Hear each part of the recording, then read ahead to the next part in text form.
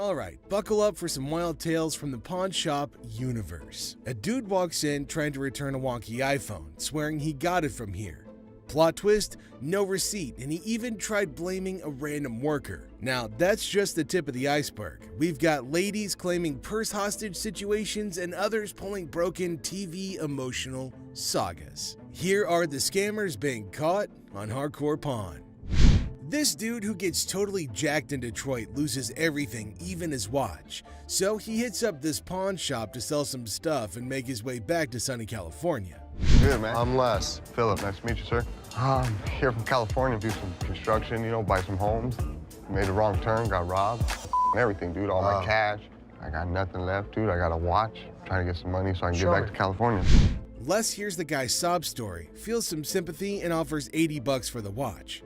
Not a fortune, but the guy was probably expecting pocket change, so not bad, right? How much did you need? $300-400 just to get on a plane or a bus. He brought me in a watch, a good brand, but it wasn't worth the kind of money that he was asking for. Well, the bad news is those aren't diamonds in it. What do you mean? It's glass. No. Yeah. No way. I can go $80. $80. But no, our hero feels insulted, thinks his watch is gold or something. He's like, bro, normally I get $500 for this watch, and you're offering me 80? Rip off. Normally we go 50, but I'm gonna give you 80 because I like your story. Les isn't budging though. He's standing firm at $80. Now the guy's boiling, calls Les and everyone in the shop garbage. Like my story? So getting robbed is a good story. No, I came over here to Detroit and you guys robbed me. I didn't rob you. You might as well have. You're trying to give me $80 for my watch. How the is that not robbing me? You get $30 more than we normally go. Detroit, man. This ain't gonna happen in Orange County, man. People who are here are garbage and you're garbage, man. You. Don't come in with us, because we'll you up. Then bam, it's on. Our guy tries to snatch his watch back, but Les is like, nuh-uh, not today. Things get spicy real fast, but he's having none of it. Back the Detroit way. Go. Give me my watch. Outside. Give me my watch. No, give me my watch, please. Give me my watch. Outside. Give me my watch now. Get your hands off me. Orange County. A lot better than this. No one's in with Detroit. In the D, we are all tough. Let's go. Let's do it. So this customer walks into the shop with this antique necklace, claiming it's been passed down through generations. Can you help me, sir? I'm trying to get a nice deal on my antique necklace. It's been passed down from generation to generation. My grandfather gave it to me. Okay? Les isn't exactly doing cartwheels because this necklace isn't blinged out with diamonds or gold, just some crystals. But the customer's on a mission for a sweet deal, even if it's not a precious metal masterpiece. My grandfather gave it to him. But Les, being more into precious metals than history, isn't interested. So how much can I get? Well, you can't get anything. It's not diamonds, it's not gold, it's just crystals. Now hold up, Les spots the customer's rings and gets that twinkle in his eye. But the customer's all like, I want a deal on the necklace, dude. Les, though, is playing hardball, saying they only dance with precious metals. No crystals invited to this ball. Customers' rings catch Les's eye. I'll take your rings. The rings ain't for sale today. How much would you pawn this for? I won't take that in pawn because we only take precious metal. Now, cue the shouting match. Back and forth negotiations, but it's like a standoff and no deal is going down. Now, take it. Well, I think you need to work something out with me, man. What he standing here for, man? He's my... Tell me, brother. It's antique, man. Nope. The customer tries negotiating with Les, but no deal is struck. The security, though, offers a deal of their own. Customers are not thrilled, yelling about deals and fairness. It's a bit of a scene, you know? But here's the twist. Les finally gives in and says, alright, give me those rings. Customer storms out, still yelling a bit. Whew, man. Antique shop life. Am I right? An antique, bro. I don't want to talk. Me and you. No deal. Deal. No deal. How much you gonna give me for? Let's talk about it on the way out the door. Hey, hold on, man. Hold on, bro, man. Hold on. I can leave on my own. Hey, what's up? Big fella? Have a nice day. Gave me something. Give me the ring. I'll take the ring in pawn. Don't worry about it. Fake bill. I have some political memorabilia, the Secret Service ID for J. Howard McGrath, Attorney General of the United States. This individual entered the pawn shop with a $10 bill that had several signatures on it, a White House pass, and several Secret Service IDs. He estimated 1,000 figures for each of these items, but before beginning to negotiate, Rick needed to learn more about them. He was the chairman of the Democratic National Committee when Truman ran for president. Rick was prepared to strike a deal after briefly discussing J. Howard McGrath, the Attorney General of the United States, and how influential he was in Washington politics. But there was a small issue. You got some neat stuff here, and these three things right here, I really want to get checked out. Rick checked everything and concluded that not just the dollar that the man had brought in was counterfeit. Rick had to see the expert to find out if he could purchase the other items, since he had a hunch that doing so might be illegal. You don't want. A counterfeit bill is not legal to own. The expert said that the White House pass and the Secret Service ID were authentic and acceptable to purchase, but the fake banknote was a different thing. Thanks for coming in, Mark. Not a problem. You're the best. Appreciate it. Alrighty. Now that the expert had left, Rick was prepared to strike a deal. Aside from the fake bill, he asked the vendor what else he wanted. Yeah, I'll give you $500. Got a deal. All right. You want to write them up? Yeah, sure. The vendor left the store with the cash and the unauthorized bill after the trade was completed for $500. Hopefully he gave the Secret Service the counterfeit bill. Harley Davidson. You got any paperwork I can see on it, or? Yeah, I got the title, but can we negotiate first or something? I mean... Now, Corey's a seasoned pawnbroker, and his spidey senses tingled the moment the seller mentioned paperwork later. It wasn't the gleaming Harley Davidson that raised an eyebrow. It was the seller's insistence on negotiation first, documents on hold. See, Corey's dealt with his fair share of shady characters, and a bike like this beauty attracts all sorts. So with a polite but firm smile, Corey politely pushed back. Paperwork, he said, before we talk about the price. Standard procedure. You got any paperwork I can see on it, or? Yeah, I got the title, but can we negotiate first? The seller's eyes flickered ever so slightly, and that was all Corey needed. Something wasn't kosher here. Now, Corey isn't just sharp, he's thorough. Those papers, discrepancies galore. Dates that didn't line up, VIN numbers singing a different tune. So Corey did what any responsible pawnbroker would do. He plugged those details into the good old computer system. What he found sent chills down his spine. Corey knew right then this wasn't just a sale. It was a potential police sting waiting to happen. Sure, the Harley was a head-turner, a chrome-plated masterpiece that could make angels weep. But for Corey, business wasn't about shiny toys. It was about integrity, about doing the right thing. And the right thing in this case meant making sure this beauty wasn't a stolen dream, someone else's heartache wrapped in leather and chrome. So, with a heavy heart and a clear conscience, Corey had to do what he had to do. Walk away from the deal, even if it meant letting that Harley roar out of his life and into the unknown. iPhone. I just got this phone that I bought here like 2-3 days ago, and this don't work. The bell above the pawn shop door jangled, and in walked a man clutching a sleek black phone. He announced, smooth as silk, that this beauty was a recent purchase, now sadly broken. The camera don't work. It keeps freezing and like that. He claims that it's just too irritating to use because the phone freezes frequently and the camera doesn't function. Did you download a camera function? No, it clearly got a camera. Why would I have to download it? When it was questioned if he had downloaded the camera feature, he became very irate. If he's telling the truth, then why does this inspection set him off? And why was he even being questioned about getting the download? That isn't how it operates in any case. You got your receipt? No, I ain't got it with me. I ain't bring it.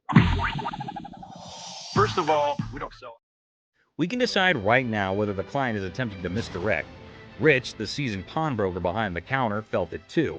That intuition, honed by years of dealing with all sorts, that sixth sense for trouble, it was screaming at him. This wasn't just a customer with a broken phone. It was a game, a play in progress. As soon as you give me that receipt, I can see what I can do for you. I don't have my receipt. I just clearly told you that, man. Clearly, you told me that. So Clearly, I have we to tell need to you fix this, that or without the receipt, there's nothing I can do for you. Rich yells, "Are you messing with me, man? You came for a new phone, but you don't have a receipt?" However, the man persists in insisting that all he's asking for is another phone. He said clearly one more time, I was going to clearly have to knock his freaking head off. We're all aware that Rich needs the receipt. You, my man, are not. Who sold the phone to you in the first place? somebody. He here. When questioned who exactly had sold him the phone in any case, he quickly pointed at any random employee. We haven't had one of those up for sale since I've been here in 6 months. I mean, I just seen you in 2 weeks. Furthermore, it appears that the youngster he pointed at didn't know why he was being called for. Thank you very much. I appreciate you coming on over here. You can go back to selling that computer. All Rich knows is that it's an iPhone, but he's more irritated by something else. What's more, clearly it was working out. Can you go show him how it works? Take a picture out in the parking lot. And then, like a burst dam, the story spills out. The phone wasn't his. The purchase was a shady deal in a back alley. The frustration wasn't with the camera, it was with the consequences. The cold sweat of a gamble gone wrong. With a sigh, Rich ushers in the man and his broken phone out of the shop. The heavy silence echoing their unspoken pact. The truth had been told, the game was over. That's all for our video. We hope you liked it. Please comment, like, and subscribe. Don't forget to hit the notification bell for more videos like this. Share it with your family and friends. See you next time. That was crazy. Wait till you see this lady. Psycho chick here clearly didn't like the answer that she got, so she immediately tried to cuss Nikki out. Here's another time Nikki had to deal with another crazy customer who came in to make some very unreasonable demands. My what? ID or your ticket. I don't have no ticket or no ID. My stuff was stolen and pawned. So what's the point of getting her name when she wasn't the one who pawned the item in the first place? It just makes no sense. We need him or the tickets. Or What you need him for? He ain't even nowhere around. Is it his name? Boosie, I'ma call you back. If her grown boyfriend doesn't know his way around, how did he make his way to the store then? And if she really was in the right mental space, she should have known that she could just, bring him along. Well, you have to make a police report. I need my stuff. A police report. Do it like I called the police? Since she clearly said it was stolen, a police report would have been the next best thing to do, apart from getting the thieves to come get it for her instead of going on a crazy rant. But if it was rational, we wouldn't be covering it. So did you make a police report? Can't do it back here? I'm not the police. Look, I just want my...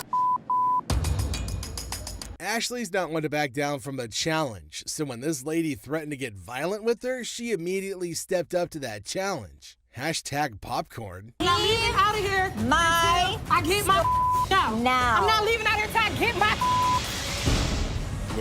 The door's right there. Seems she was at least conscious enough to know that there's no way she could ever dare touch Ashley with security around. Got to leave. Okay. Oh, please. Bye. See ya. No. Next up is this crazy lady who came in yelling her lungs out in the store without minding the fact that she'd be inconveniencing others with her really loud bellows. Also, she might want to choke down a mint. I could smell that crap from here. Me like that, who the hell you think you talking to? No, I'm talking to you. You know what? I'm gonna come and show your bitch ass. If she knew she wanted privacy, then she could have tried to, make her call more freaking discreet. Ma'am. Hold on. Hey, lady, miss. This is our... Don't follow me. Do not follow me. Okay, well, I can't have you screaming like this, so what do you want me to do? You know what? Hold on. Let me finish with this lady, because I don't know who the she is. When Ashley incessantly begged her, she finally decided to end the call. Unfortunately, that didn't stop her from continuing to yell at the top of her lungs. Some babies just need a bottle and a burping. Miss, get somebody to help me, please. What do you need help with? I need some help with my rings right here. Take off your ring? Wait, you just walking up on me, can you see my rings? I don't even know who you is. Ashley decided to adopt a really funny tactic in dealing with this particular crazy lady. She decided to annoy her until she leaves. If only that worked with my in-laws. Can somebody else help me? Because you... Ma'am, I can help you walk out the door. No, you're not gonna help me walk out the door, because I'm not going out the door until I get some help. That's what I came in here for. Now, can somebody help me other than you? No. Ashley seemed to be having fun dealing with this particular crazy lady, and there's no way she's gonna turn back now. Follow me no more. I won't come back in this bitch. All the motherfucking times I've been coming in here giving y'all my motherfucking and this is how I'm getting treated, y'all. Plus, kids, this customer, who's trying to sell a watch she apparently... That's the bitch won this one, all right? Ever came in hoping to pawn his rosary, claiming it was an antique. It's been passed down from generation to generation to generation. Now it's mine, and I'm trying to put you in the game with this crystal. Just because it's old doesn't make it a really valuable item, but it seems this man doesn't want to acknowledge that at all. So, how much can I get? Well, you can't get anything. It's not diamonds, it's not gold, it's just crystals. Honestly, I think Les has said all there is that needs to be said, but we'll just have to, make things clear he's got no other choice than to repeat himself. How much would you pawn this for? I won't take that in pawn because we only take precious metal. Well, this is precious. To you. To me. With his demeanor through this whole thing, it's pretty clear at this point that this guy's gonna be trouble. Work something out, man. No, I can't take it. I'm sorry. Well, I think you need to work something out with me, man. Trying to strong-arm the poor guy isn't exactly the right way to conduct business. Tell him it's antique, man. Nope, it's not antique, bro. I don't want to talk. Me and you. No deal. Deal. No deal. He's been introduced to the antique expert. Now it's time for the antique expert to introduce him to the door once again. Let's talk about it on the way out the door. Hey, hold on, man. Hold on, brother. Hold on. Look, hold on, man. Hold on. I can leave on my own. Hey. This customer is saying something about a gift and how she needs a refund. This customer came in to pay off the interest on an item she's pawned earlier, even though it was way past the due date. How are you? I don't know. I'm about to see. Okay, so you want to pay off your interest today? Yeah. From how snappy she was being, it was only natural she'd eventually end up on Ashley's bad side. I owe. Okay, you owe $50.60. How much? $50.60. Where the that come from? The moment Ashley told her how much she owed, she went on a very huge rant in a fit of rage. I owe $50 for my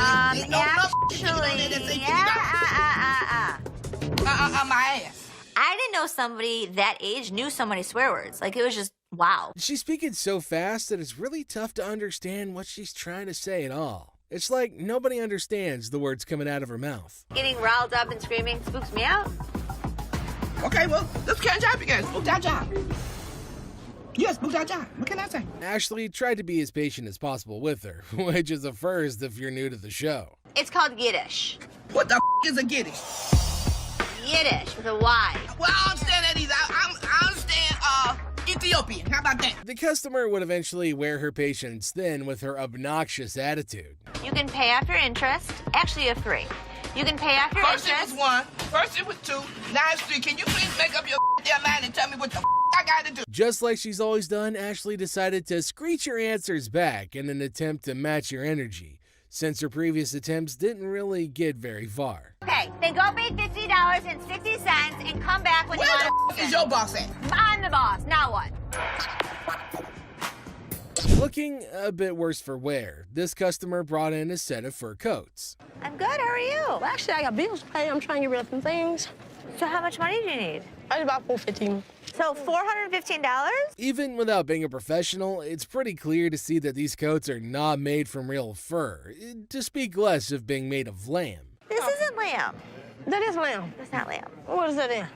That's lamb, honey. That's not real fur. I'm not gonna take that. There's no way she's gonna be walking away with what she thought she would, or anything at all for that matter. This is Ashley that we're talking about, and she hasn't taken a fancy to even one of the coats. I'll take this one. $40. Who? $40. 4D? Are you serious? No, you're not serious. She was trying to milk as much as she could off of that one deal, but Ashley is dead set on her offer. Okay, give me $80. Come on. I can't. Sure you can.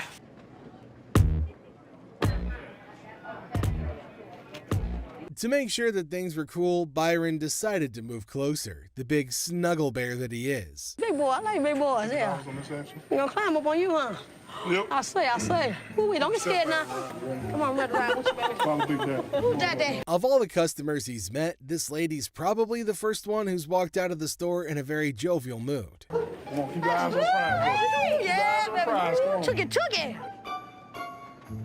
Took it. Are you her customer or mine?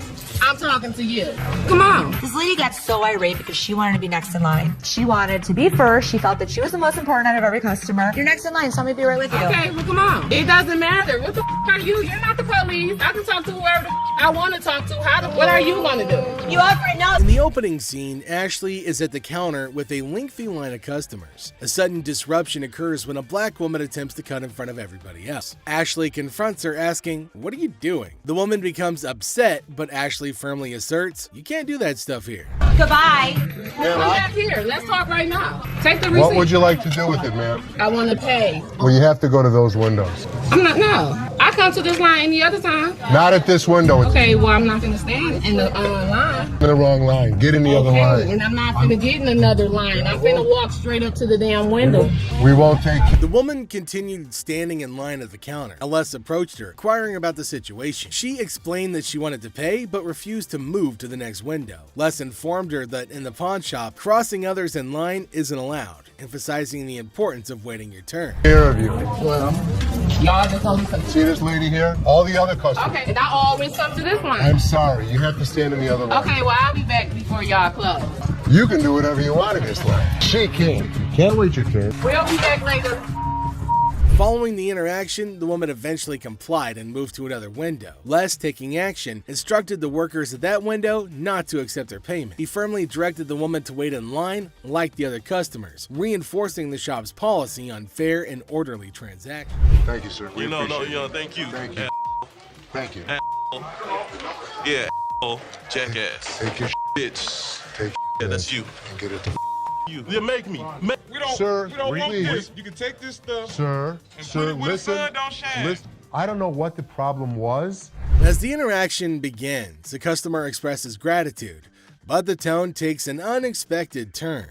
Tensions rise as the customer's language becomes confrontational. The shopkeeper, addressing the situation calmly, refuses to tolerate mistreatment. The dynamics shift from appreciation to conflict, showcasing the challenges of customer service in a brief yet intense moment. Came in here, tried to spend my money is what I did. That's what I did. Okay. And come instead of trying to come in here, I'm not even talking to you. I need a liver transplant. Why? Seriously? They didn't even look at these cards. Sour Patch Kids. The narrative unfolds with the arrival of another customer, visibly intoxicated. The shopkeeper navigates the encounter with a mix of tolerance and assertiveness. The customer attempts to engage in banter, revealing signs of alcohol influence. The shopkeeper, unswayed, maintains composure and subtly addresses the situation, highlighting the challenges of dealing with individuals under the influence. Not even out here, so I get the $30. Not paying on my. 50 for that. Jeff, take him out, please. Better not put it in your car.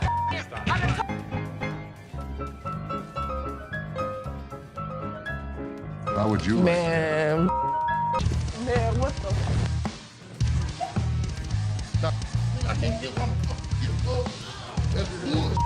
In this segment, a discussion ensues about cards and a potential liver transplant.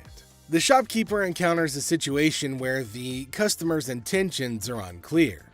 Misunderstandings arise, and the shopkeeper skillfully navigates the conversation. The dialogue touches on humorous elements while portraying the complexity of communication in a retail setting. What, is it, ma'am?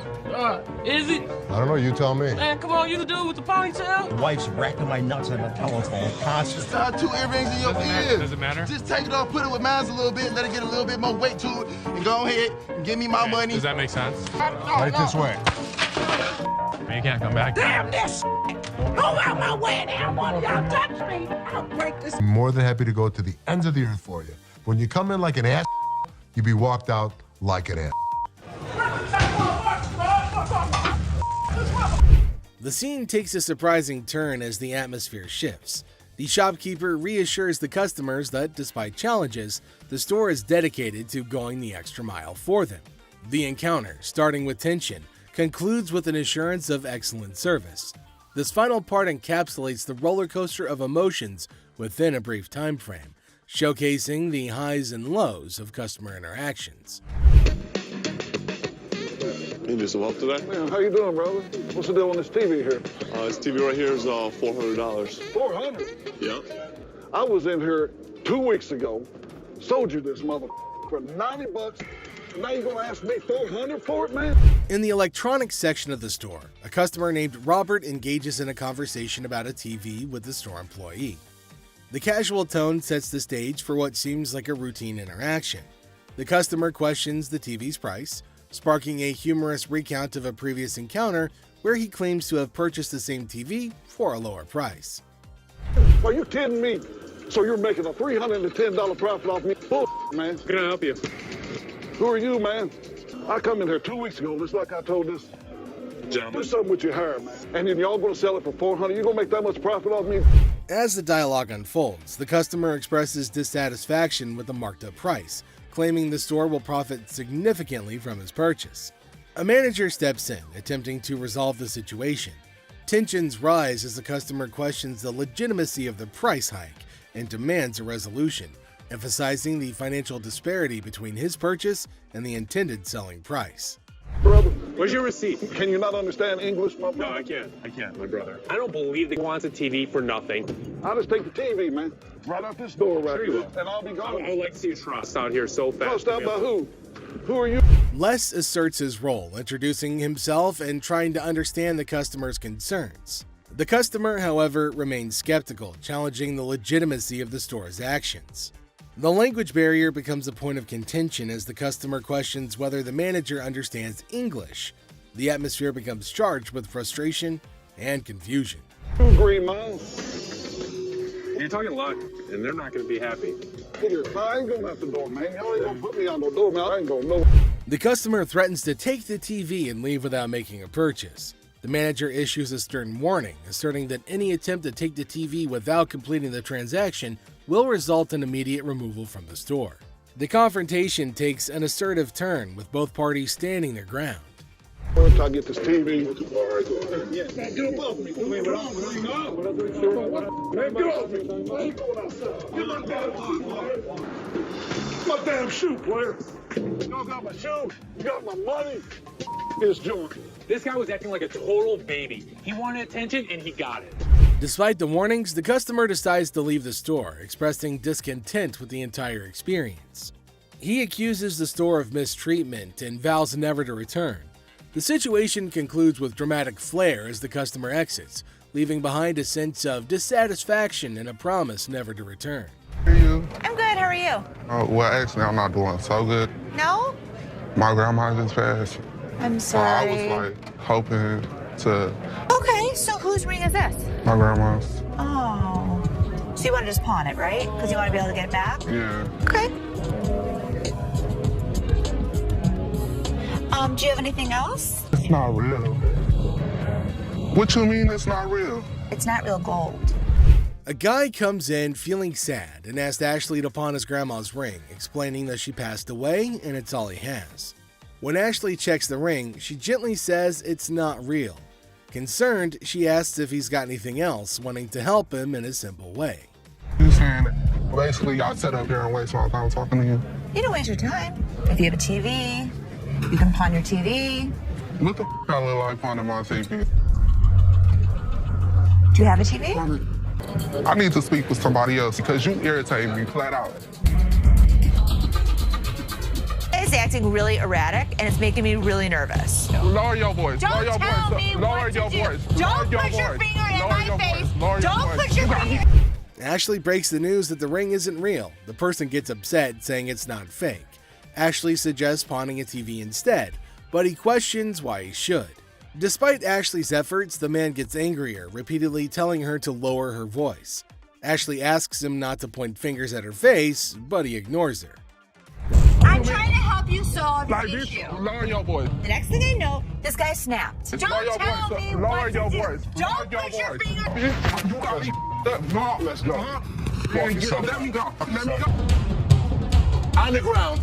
On the ground. On the ground, mother. The security guard intervenes, slamming the upset person to the ground and then dragging him out of the pawn shop.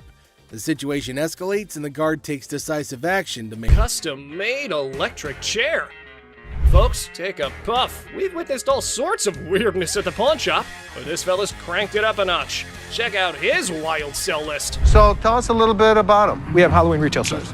This is a custom-made electric chair. There's a whole show if you guys want to see it. Come Sure, here. go ahead, show us. Hell yeah! I'm really into this kind of thing. This might be the new feature at my house on Halloween. Oh, just what we all need. A bedside toy that screams Halloween 24/7. No biggie, except it's art, not like living in a slasher fic or anything. So we're looking to get about $8,000. Brand new, they're just above $9. And that makes a lot of sense. Right. Buy a used one that's 6 years old. Well, the for cool thing $8,000. about this one is that they don't make them like this anymore. You're There's right, two they made- don't. The new ones are digital. Well, guys, Mr. Ambitious over here is dead set on this mystery item. Heaven knows what his grand plan is, but Les has a style for a bargain. Thank you very much for bringing Thank it you. in. We appreciate it. Damn it. I'm a little disappointed that I gotta schlep it back home, but you know, with Michigan being, you know, like the #1 state for haunted houses and attractions and things like that. Elephant skull haggle. Oh, guess what? No fancy sofa, no blingy ring, and no one-of-a-kind Carta pedal? No worries. How about you trade an elephant skull for some greens? Because that's normal, right? Skull of an elephant. Really? Very unusual. It's very unusual. My best friend had it, passed away, and I inherited this one. It's where the tusks were. I understand that. It came from Africa? Yeah, right. Well, I So- can promise you nobody has ever brought in an elephant skull, ever. That I can Little tell you. unique. Ever wondered where one finds a thing like that? Well, surprise, surprise, there's a thriving market for massive elephant skulls. Yeah, you heard it right. Skull heads. 1,000. That's as low as I'm gonna go. Let me talk to my elephant expert. Africans are buying now for $2,300 and the Asians are $1,900. The good part was, it's worth the money. There is a demand for elephant skulls, but I'll be damned if I'm giving it away. Okay, peeps. When Les locks onto something, prepare for a solar eclipse, because he's not releasing his grip. Anyway, there's a plot twist in this pawn shop drama. I got $700 $100 bills waiting for me. $750. $700. And if you think it's worth $50 for you to schlep it home, It isn't. Schlep it. It isn't. Schlep it. I'll give it to you for $7. You got a deal. Thank you very much. Thank Come you. right Thank over you. here. We'll Thank take you. care All of right. it. All right. Yeah. Mark, thank you. Bone Rattler. Okay, people, the granddaddy of speed in the house. Ready to snatch up a drag racing car from the pawn shop? Who knew shuffleboard was just a warm-up? This guy is an expert. He knows all about drag racers. So does Jeff. Jeff is my jeweler, but he's much more knowledgeable with engines than I am. The guy that sold it to me said it cost him $85,000 to put it together. Probably clipping along at about 250 miles an hour. Fire this puppy up. I don't know how to start it. Gather around, youngsters. We got a drag racing sage here, boasting a mere 30 years under his belt. So the wisdom dump is here, as he schools the pawn shop owner. You know how to start him? Sure. I knew you did. How long you been racing dragsters? For about 30 years. Oh, You ready for this? I'm ready when you are.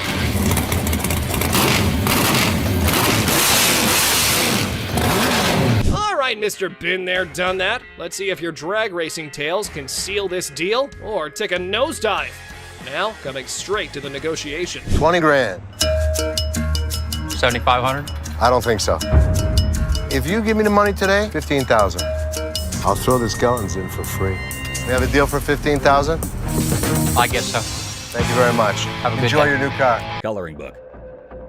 Ashley enters confidently, challenging authority. Seth tries to manage the chaos. Tension rises as they clash, leaving everyone puzzled. Don't come in here thinking that you know everything in Earth. Like, I didn't know you should anything. go off and like run back to Hawaii where you bought that shirt. Unearthed gems, a JFK coloring book from '62, and a Frank Zappa one from '82.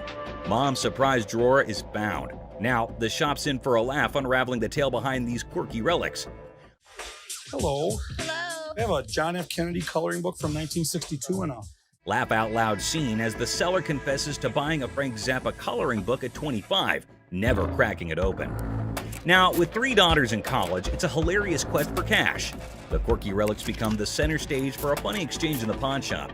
So why do you want to get rid of it since you loved him so much? well, I have $3 in college and I need money. The negotiation dance continues as the seller justifies prices, leaving room for haggling. Tension rises comically as the buyer feels snapped at. The shopkeeper offers a research break, declaring, "I'm not in a hurry," in this pawn shop sitcom starring quirky characters. Okay, do you want to give me some time to do a little research on this, You can or? have all the time you need. I'm not in a hurry. The plot thickens as Ashley discovers the price coloring book online for $8.75, triggering a hilarious spat. I didn't say any of that Can to you you. read that? $8.75. So make me an offer. 0. She hilariously expresses her dismay, accusing the customer of rushing and shoving a phone in her face. I'm looking at the one that he wanted $50 on, and I pull it off, and it says $8.75. The bickering ensues, with both claiming they're not married, adding an amusing layer to the pawn shop sitcom. I have to take him out this guy. That's how much he pissed me off. In the ongoing pawn shop drama, Ashley delivers a sassy retort to the customer, suggesting he adds value nowhere and jokes about returning to Hawaii.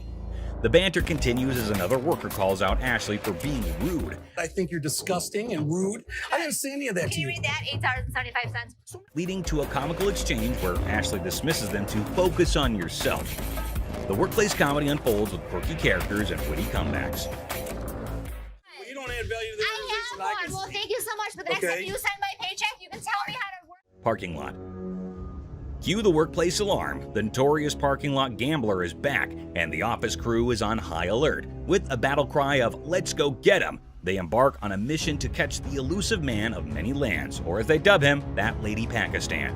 Office drama just hit the jackpot. What? Gambling again in the parking lot. Meet Robert Robertson, the maestro of sports memorabilia, introducing himself to Dennis in a pawn shop saga. The plot thickens as he unveils a treasure trove of Detroit Lions autographs salvaged from his sister's basement flood. Forget superheroes, this guy's heroics involve rescuing signatures during a Union picket line water ballot. All right. Here's Robert. Robert, Nice to I'm meet Dennis. you. Nice to Nice meet to you. meet you, Dennis. Yeah, I got an item here. You might be interested in. In the wild world of pawn shops, Dennis is hit with a first, an NFL labor strike poster.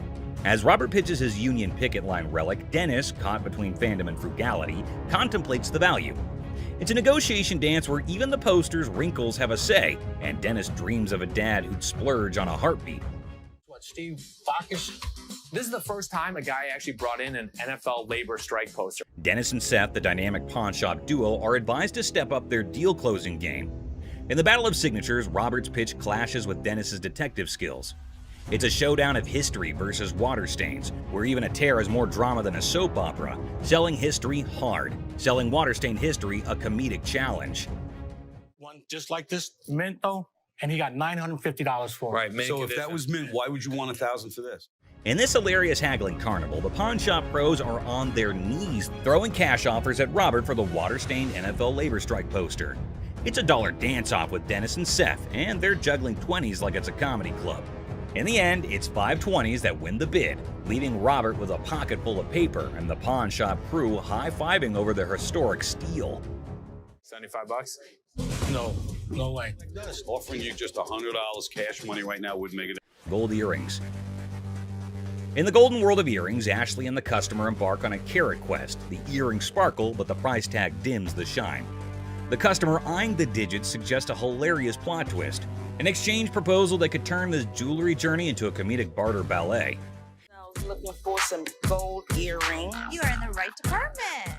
In the dazzling dance of earrings and dollar signs, the customer flips the script with an exchange proposal.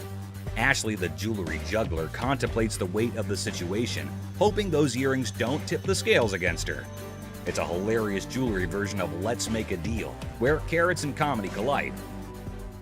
Well, what we can do is I can take those and apply money towards these. In the comedy club of carrots, Ashley drops the punchline, a whopping $500 for the desired earrings. The customer expecting an exchange extravaganza faces the reality check. Okay, so what I can do for you today, I can apply $40 towards these. I paid $500 for those. What do you mean? You can't do an exchange? Ashley, the weight wizard, spills the carrot beans, revealing that these earrings are more featherweight than a dieting hummingbird. It's a priceless jewelry negotiation that has the audience and the scales in stitches. Okay, I can't give you $500. Why you can't? Because it's not worth. In this comedy climax, the customer unleashes carrot chaos, insisting her earrings are weightlifting champions. The tension escalates as she dubs Ashley boo, but a touch sets off a mini drama. I know how much these cost, boo-boo. Because you scream that they're gonna get you more money, boo-boo. The pawn shop becomes a carrot battleground, and Ashley's final offer of $175 is the punchline that sends the customer storming out, leaving the jewelry saga in a carrot cloud of comedy. Everybody else good. Pose made you. Fake diamond. In this wild pawn shop showdown, two characters storm in like a tornado, armed with an attorney and a demand for $900. The seller, caught off guard, awkwardly requests a card while the attorney seems more like a background dancer in a chaotic legal dance. It's a scene where negotiations are more like a comedy sketch, leaving everyone wondering if they stumbled into a legal circus. I got my lawyer with me. This is wrong. Show me your card. I don't have a card with me. It's my attorney. Customer unveils a questionable earring, claiming it turned his ear into a rainbow. The seller, armed with skepticism and a keen eye, dissects the earring, declaring it a fake diamond disaster. So what do you want to do today? You want me Can to I get figure my money out? back? You want me to figure out why your ear's turning a different color? Is that a real diamond?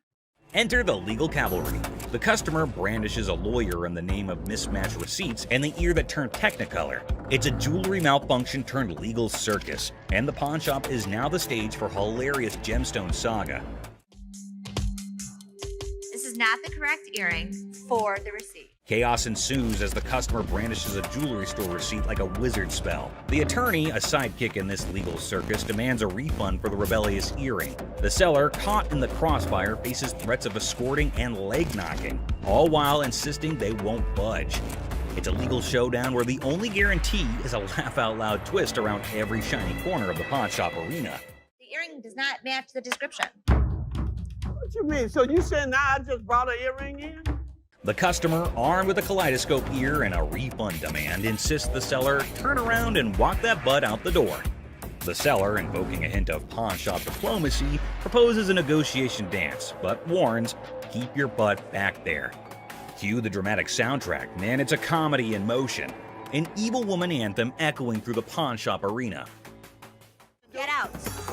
Yeah, you know, took my money. You sold me a gold earring. Golden State Warrior ring. I just got engaged, and I heard you had a 75 Golden State Warriors ring, and I was thinking that would be perfect for my fiance. This man came into the shop to buy something, which is odd because most people come into the shop to sell something. This man, on the other hand, was interested in Rick's 1975 Golden State Warriors ring, but Rick was unable to but laugh at this. Rocco, will you grab me that ring? Sure. That is a brave man that would give his fiance a championship ring. Even though Rick keeps on laughing, asking why the man is giving a ring like this to his fiance, we understand that the buyer isn't pleased with Rick's antics. So what I did was I brought pictures of another 75 Golden State Warriors ring. The buyer produced photos of another Golden State Warriors ring and attempted to match them, which they did. Then he asked if it was a genuine diamond and if Rick had checked it. Rick told him that the stone was genuine. Perfect. Have you tested the diamond? Oh, yeah, it's a real diamond. It's a real diamond, okay. The buyer then proceeded to use his own tester to determine whether or not the diamond was genuine, as he was a collector and dealer of sports memorabilia himself. But as he went to test the diamond, it didn't pass. It's not testing. That's because you have a really cheap tester. So Rick stepped in with his own tester, which of course revealed that the diamond was genuine. Even though Rick was irritated by the whole thing, he chose to be courteous to the man. First fine on mine. Okay, I will trust that. The buyer requested for the amount after the ring had been tested, which Rick believed to be $11,500. The purchaser, on the opposite hand, had a budget of $5,000. Any 11 grand, that's what I can do. That's your bottom line? Yeah, Okay. best price. Because Rick refused to go any lower than $11,000, the buyer was forced to leave the business unhappy and empty-handed. I didn't think he was going to go 5,500, but I thought, he'd work with me a little bit, but it seemed like he wanted to punch. This customer was trying to sell a piece of jewelry that didn't exactly hit the specific weight to make him eligible to get the amount that he wanted to sell it for. It doesn't weigh enough for us to take it. Ain't no gravity in my... That's a pretty bold request that he's made, especially to an employee of said store. He wants me to take my jewelry off and put it with his so I can give him more than $5. $5. $5. I'm sorry. That's all we can go. We're just not interested. $5.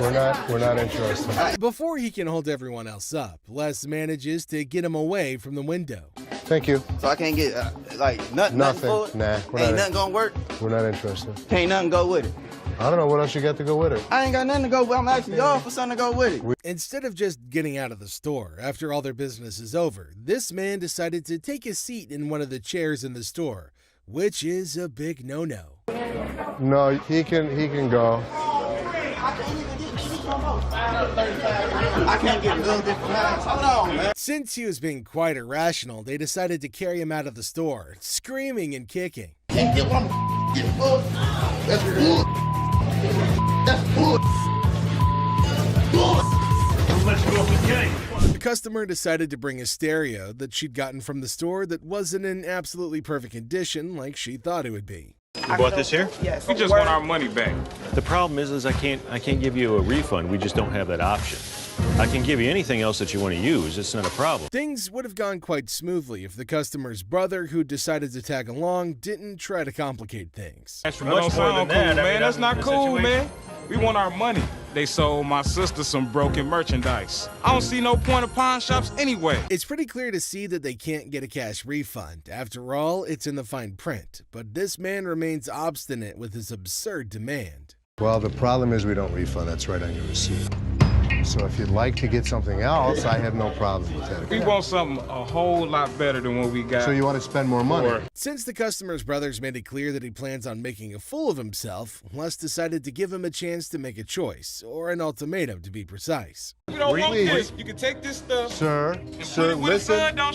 Sir, no. I will be forced to have you What you leave mean for? Who gonna do so? Immediately after Les gave him his last chance, the man made his choice, which can only mean that he'll be getting himself a one-way ticket out of the store. No. I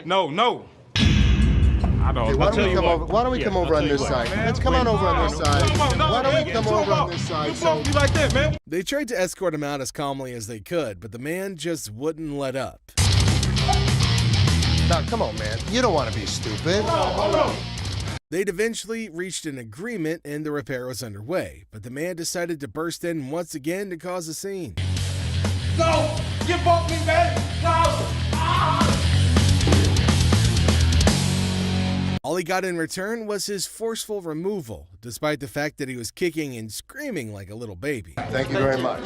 All right, man. I come here all the time, so you just gonna mess it up for me? I've been thrown out of better places. After standing around for quite a while, this irate customer had a lot to complain about. Been here for 2 hours, man. Then they got 11 windows. You got two working. How you doing? I'm finally here, you know what I mean? I've been in the line for like 2 hours. He'd managed to get his hit in, but Ashley decided to remain professional through the whole thing, so they could finish up on time. You'd get out of here a lot quicker if you Hold on, signed what is it. this? What is this? What is what? This ain't what he told me he was gonna give me. What did he tell you he was going to give you? Ashley wouldn't just try to give the man that amount unless that's what has been agreed upon and printed on his slip. You're not getting 400, you're getting 110. Okay, well, you can't give me my 400. Sign that, and I'm then not I'll give you your saying money. You know what? Sir. See, you the type of motherfucker I've been caught outside and cracked you upside your head. I'd say that's definitely a threat if I've ever heard one, and the people in American Jewelry and Loan don't exactly take kindly to threats. Listen here, I'm a Go pimp. out front I'm a real pimp. I'm a real pimp. I'll put you on. I will put you on. Hold on, you don't gotta walk up on me. Ashley had definitely had enough of this man and his mess, so she decided she wouldn't be handing him the money that he wanted. Son, Get your you're gonna talk to me with some respect.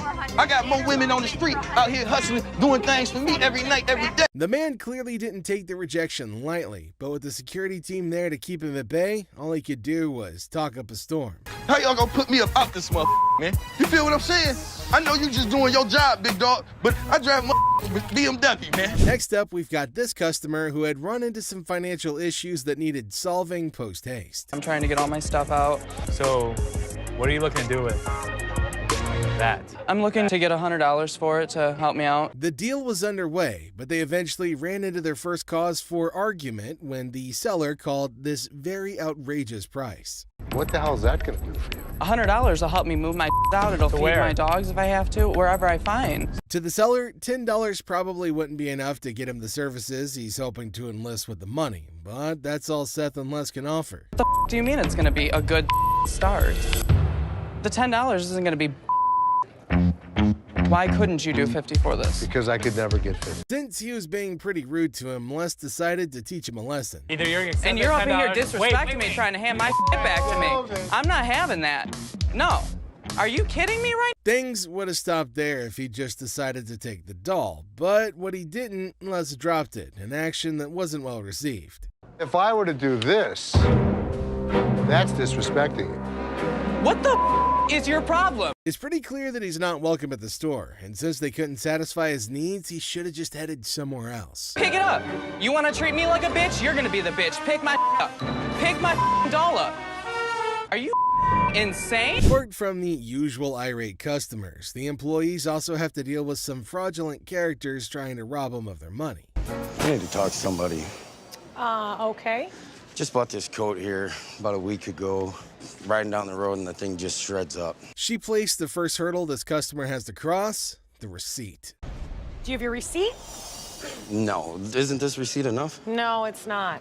I need a receipt. You just seen me here last week. They've had a lot of customers over that particular issue, so there's definitely no way his face would really stick. And even if it did, he doesn't have a receipt to back up his claims. All I want is another coat or I want my damn money.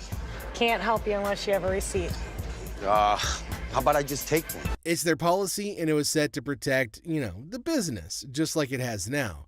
But this dude clearly wasn't a fan, so he resorted to a somewhat drastic measure. Take one then. What do we got? Byron? What do we you got want here? to assist this, sir? What do we got here? What's wrong? I'll take this whole damn wreck. Hold on, my man. I'll take this whole wreck. What? He's messed up with his actions. Byron managed to kick him out before he could kick up more of a fuss. What? I can't have my coat back? Walk yourself out, bro. You gonna get my coat? Bro. Get my damn coat, man. The thing's flopping in the damn you wind. know what, sir? I'm You going can on.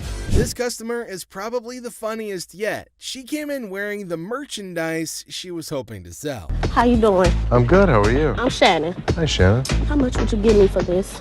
How much you want? At least $1,000. Les's offer seemed quite little to this customer, who exclaimed greatly just to show his displeasure with the amount offered. I can give you 100. 100 for this motherfucking coat? I want more than 100. How about 100? How can she expect him to trust her judgment on the price? She doesn't even have an inkling of what the coat is really made of. Ma'am, Okay, you got me up. it's Fox. This is a rabbit, a bird, whatever the I want it to be. They decided to just troll her as hard as they can because they could. You gonna give her more than $100 on that? I'm gonna give her more than $1. What the $1? Hell. Who the is he? He's my fur expert. The lady refused to take this blatant rejection well, so she protested against it, causing a scene in the process. You my security too? There you go. Oh! Y'all motherfuckers don't know who y'all with up in here. Bobby J had to attend to these customers who were in the market for a ring.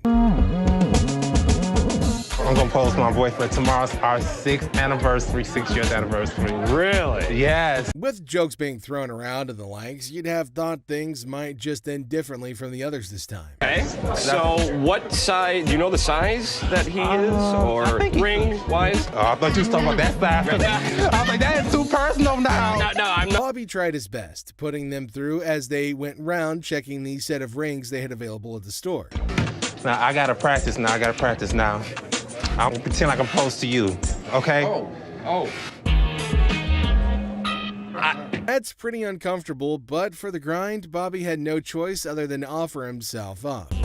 Now, Tay-Tay, we've been together for a while. Will you marry me?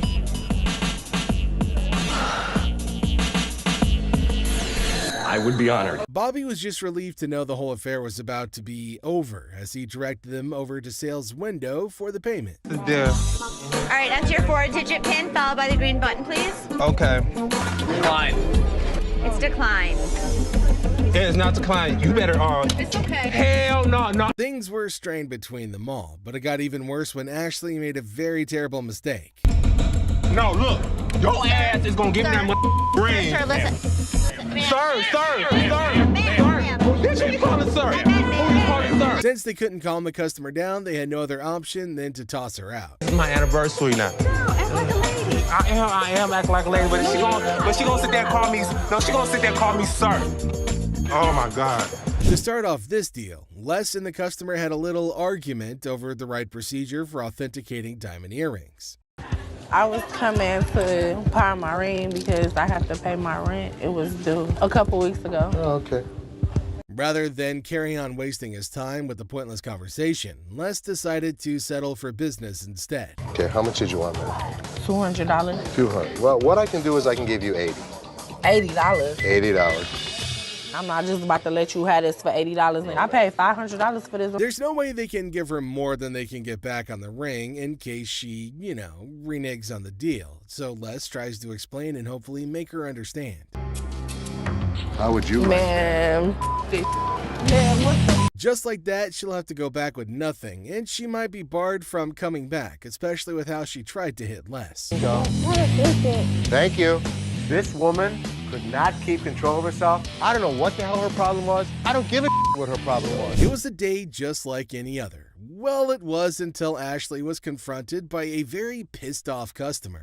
I paid $500 for this earring, and look what this done did to my ear. Ugh. From how rapidly he fired out his complaints, Ashley tried to make him repeat the issues that he's got. Want me Can to I get figure my money out? back? You want me to figure out why your ear's turning a different color? Is that a real diamond? I look at his earring that he says is turning zero green, and it's a fake diamond with a fake metal. He might have switched the earrings out for another, thinking that he can get himself some cash at the business's expense. I got my lawyer with me. This is wrong. Show me your card. I don't have a card with me. What law firm do you work for? It's not important. It is. With how elusive the supposed attorney was being when asked to reveal his identity, it's quite clear to see that he might be a fake the man brought along. This is my attorney. Would you like to meet my attorney? I want my money. My attorney will escort you out. You better not put his hand on me. Then you better turn around with your two legs and walk out yourself. Since he's been warned but refused to listen, he only had himself to blame for what was to happen next. Pushing on me. Get out. What you mean, get out? Get You out. don't just tell me what to do. Get out. Yeah, you done took my money. You sold me a bold earring. Alright, buckle up for some wild tales from the pawn shop universe. A dude walks in trying to return a wonky iPhone, swearing he got it from here. Plot twist, no receipt, and he even tried blaming a random worker. Now, that's just the tip of the iceberg. We've got ladies claiming purse hostage situations and others pulling broken TV emotional sagas. Here are the scammers being caught on Hardcore Pawn. This dude who gets totally jacked in Detroit loses everything, even his watch. So he hits up this pawn shop to sell some stuff and make his way back to sunny California. Good, man. I'm Les. Philip, nice to meet you, sir. I'm here from California, do some construction, you know, buy some homes. Made a wrong turn, got robbed. Everything, dude, all my cash. I got nothing left, dude. I got a watch. Trying to get some money so I can get back to California. Les hears the guy's sob story, feels some sympathy, and offers $80 for the watch. Not a fortune, but the guy was probably expecting pocket change, so not bad, right? How much did you need? $300-400 just to get on a plane or a bus. He brought me in a watch, a good brand, but it wasn't worth the kind of money that he was asking for. Well, the bad news is those aren't diamonds in it. What do you mean? It's glass. No. Yeah. No way. I can go $80. $80? But no, our hero feels insulted, thinks his watch is gold or something. He's like, bro, normally I get $500 for this watch, and you're offering me 80? Rip off. Normally we go 50, but I'm gonna give you 80 because I like your story. Les isn't budging though. He's standing firm at $80. Now the guy's boiling, calls Les and everyone in the shop garbage. Like my story? So getting robbed is a good story. No. I came over here to Detroit and you guys robbed me. I didn't rob you. You might as well have. You're trying to give me $80 for my watch. How the is that not robbing me? You're $30 more than we normally go. Detroit, man. This ain't gonna happen in Orange County, man. People who are here are garbage, and you're garbage, man. You. Don't come in with us, because we'll you up. Then bam, it's on. Our guy tries to snatch his watch back, but Les is like, nuh-uh, not today. Things get spicy real fast, but he's having none of it. That's the Detroit way. Go. Yeah. Give me my watch. Outside. Give me my watch. No, give me my watch, please. Give me my watch. Outside. Give me my watch now. Get your hands off me. Or county. A lot better than this. No one's gonna with Detroit. In the D, we are all tough. Let's go. Let's do it. So this customer walks into the shop with this antique necklace, claiming it's been passed down through generations. Can you help me, sir? I'm trying to get a nice deal on my antique necklace. It's been passed down from generation to generation. My grandfather gave it to me. Okay. Les isn't exactly doing cartwheels because this necklace isn't blinged out with diamonds or gold, just some crystals. But the customer's on a mission for a sweet deal, even if it's not a precious metal masterpiece. My grandfather gave it to him. But Les, being more into precious metals than history, isn't interested. So how much can I get? Well, you can't get anything. It's not diamonds, it's not gold, it's just crystals. Now hold up, Les spots the customer's rings and gets that twinkle in his eye. But the customer's all like, I want a deal on the necklace, dude. Les, though, is playing hardball, saying they only dance with precious metals. No crystals invited to this ball. Customer's rings catch Les's eye. I'll take your rings. Rings ain't for sale today. How much would you pawn this for? I won't take that in pawn because we only take precious metal. Now, cue the shouting match. Back and forth negotiations, but it's like a standoff and no deal is going down. Now, Teak. Well, I think you need to work something out with me, man. What he standing here for, man? He's my... Tell me, brother. It's antique, man. Nope. The customer tries negotiating with Les, but no deal is struck. The security, though, offers a deal of their own. Customers are not thrilled, yelling about deals and fairness. It's a bit of a scene, you know? But here's the twist. Les finally gives in and says, alright, give me those rings. Customer storms out, still yelling a bit. Whew, man. Antique shop life. Am I right? An antique, bro. I don't want to talk. Me and you. No deal. Deal. No deal. How much you gonna give me for it? Let's talk about it on the way out the door. Hey, hold on, man. Hold on, bro, man. Hold on. I can leave on my own. Hey, what's up? Big fella? Have a nice day. Hey, what's up? Give me the ring. I'll take the ring in pawn. Don't worry about it. These two guys roll up to the pawn shop claiming they got hustled out of their laptops and dropping hints that a shop employee might be in on it. Tough back. There's two guys out here that are saying they were scammed out of their laptops. Les, the big boss, gets called in to handle this mess. As the duo spills their story, turns out they handed their laptops to some lady outside the shop, lured in by the promise of cash and laptop return. Tell me. She pawned 2 of our laptops, and she told us she was gonna give us the money and the laptops back because she knew somebody. Les is legit shocked. These guys expecting help after a sketchy deal? Nah, no way. You can see it on his face. Neither. Okay, wait, you pawned something? Yeah, she had the ticket. When did you pawn it? Today. Now the guys want Les to switch the ticket for the laptops, but Les is playing detective. He's like, when did this supposed pawn deal go down?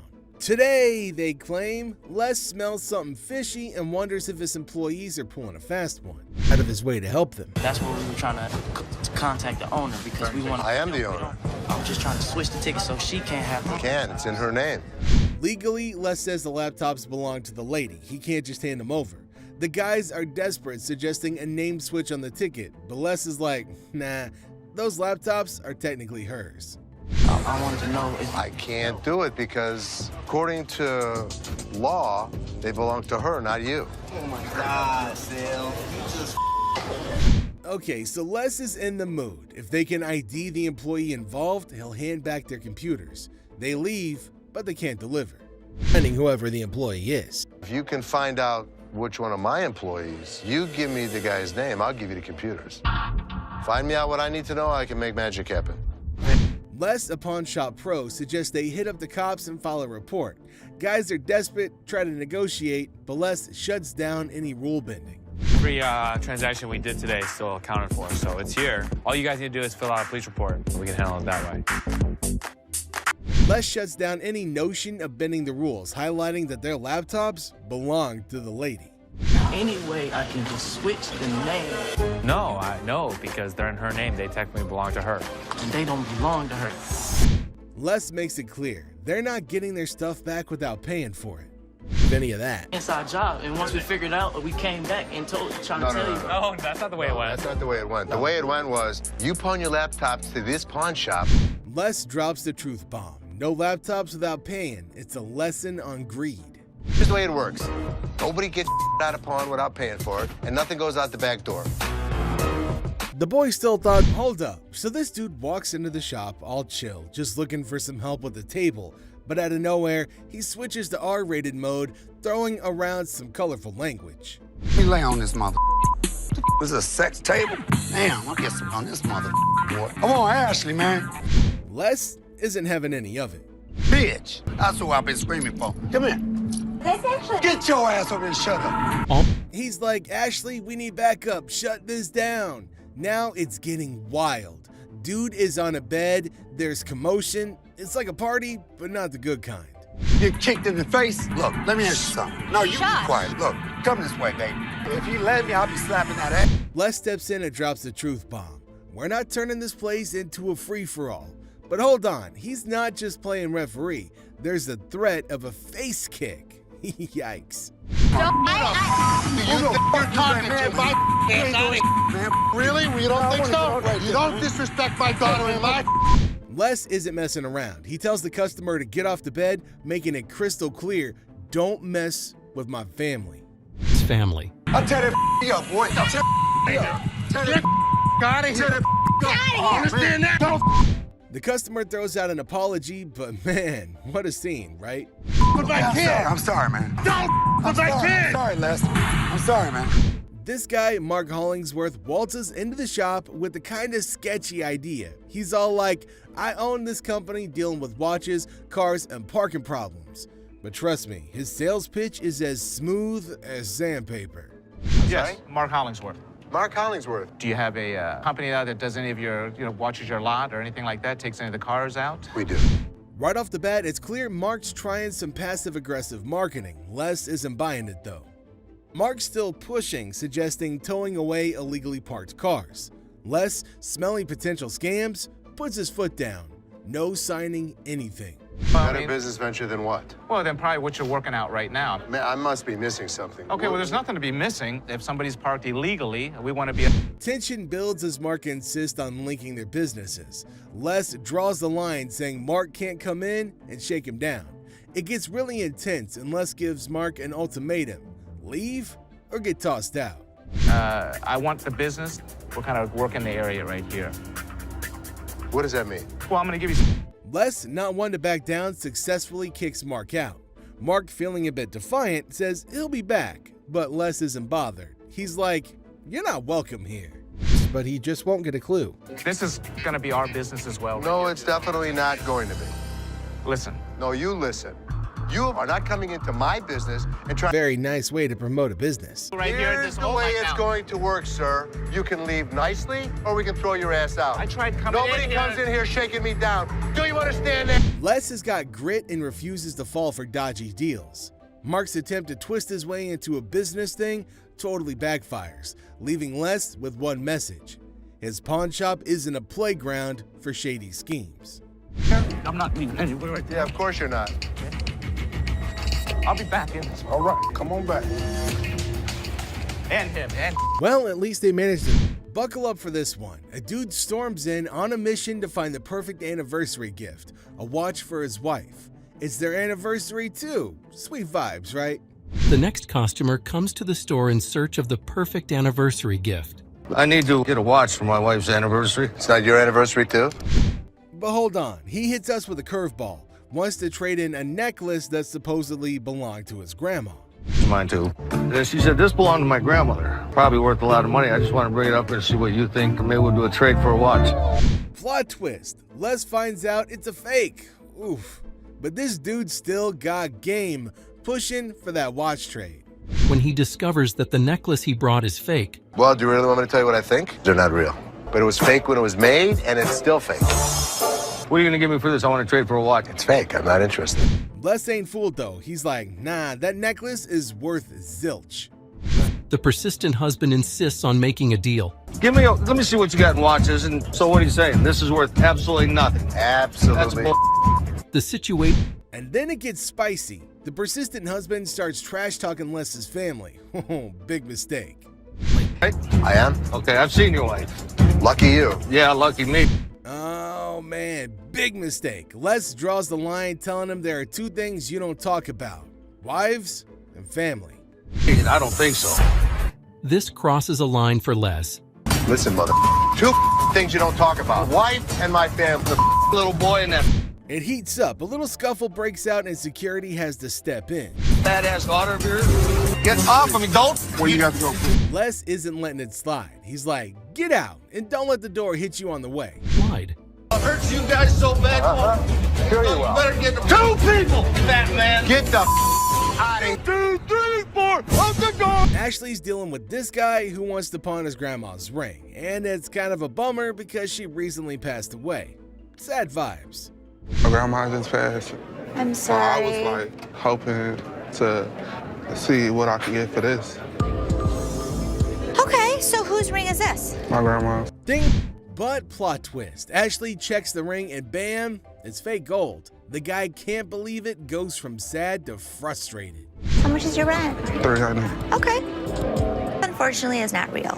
What you mean it's not real? It's not. Ashley suggests pawning other stuff like a TV, but that just makes him more annoyed. Leave. Basically, y'all sit up here and waste my time talking to you. You don't waste your time. If you have a TV, you can pawn your TV. What the I look like pawning my TV? Now he's all, I want to talk to someone else. More irate. I need to speak with somebody. Big snuggle buddy Byron steps in, sensing trouble. The guy's getting more heated, and Byron's like, calm down, lower your voice. Tell me what to do. Don't put your finger in my face. Don't put your finger in.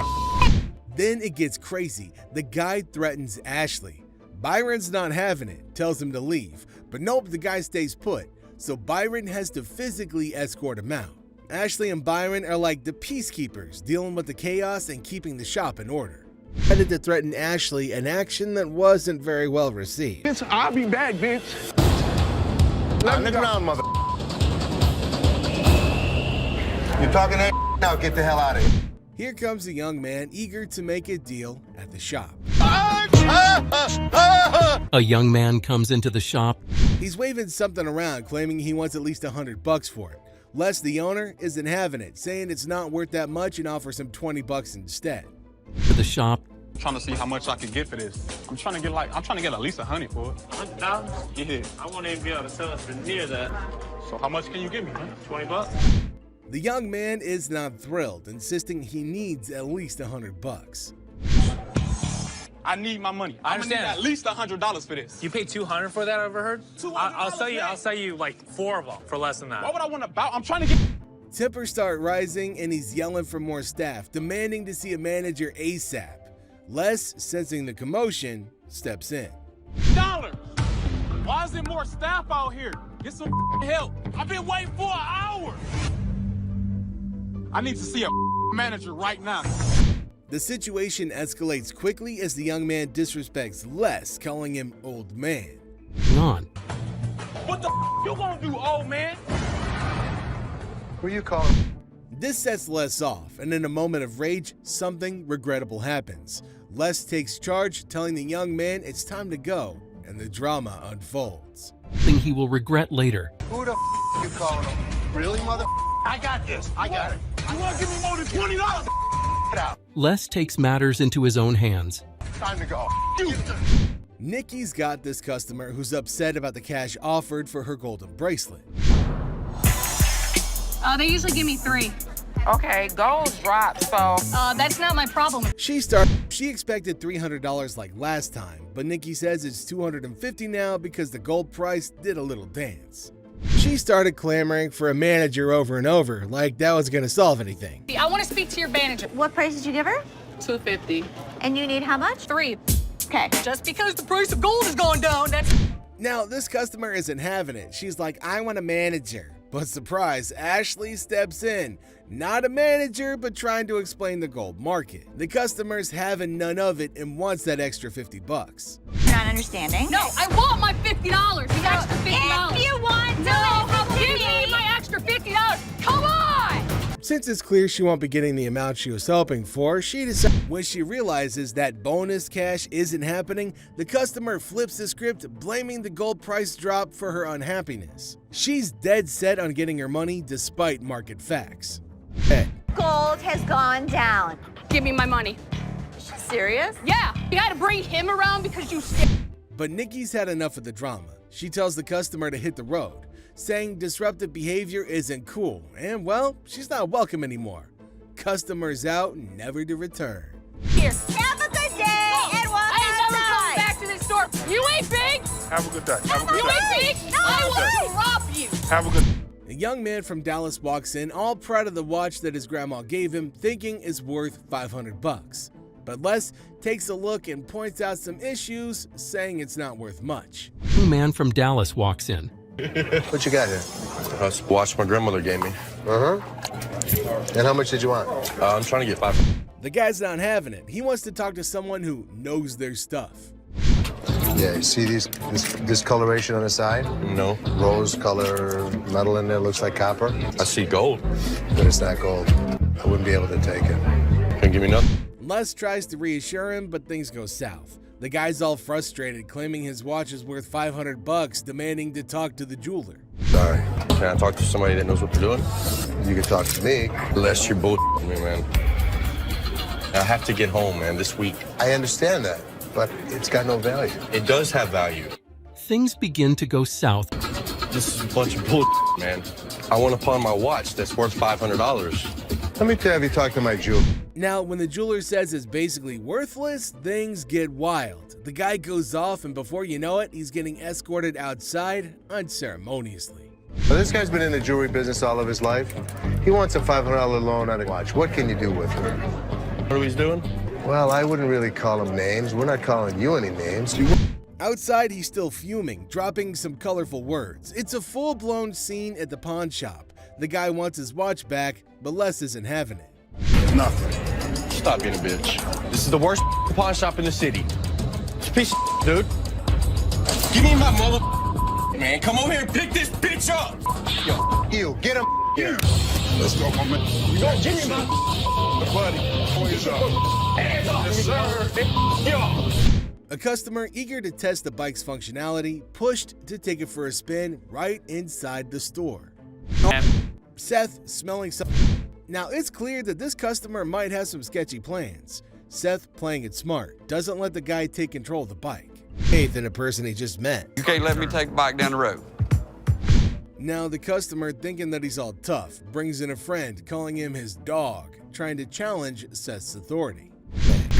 It's time for a showdown as the customer's all worked up about his busted lounger from the shop and he wants his money back. But surprise, he didn't keep the receipt.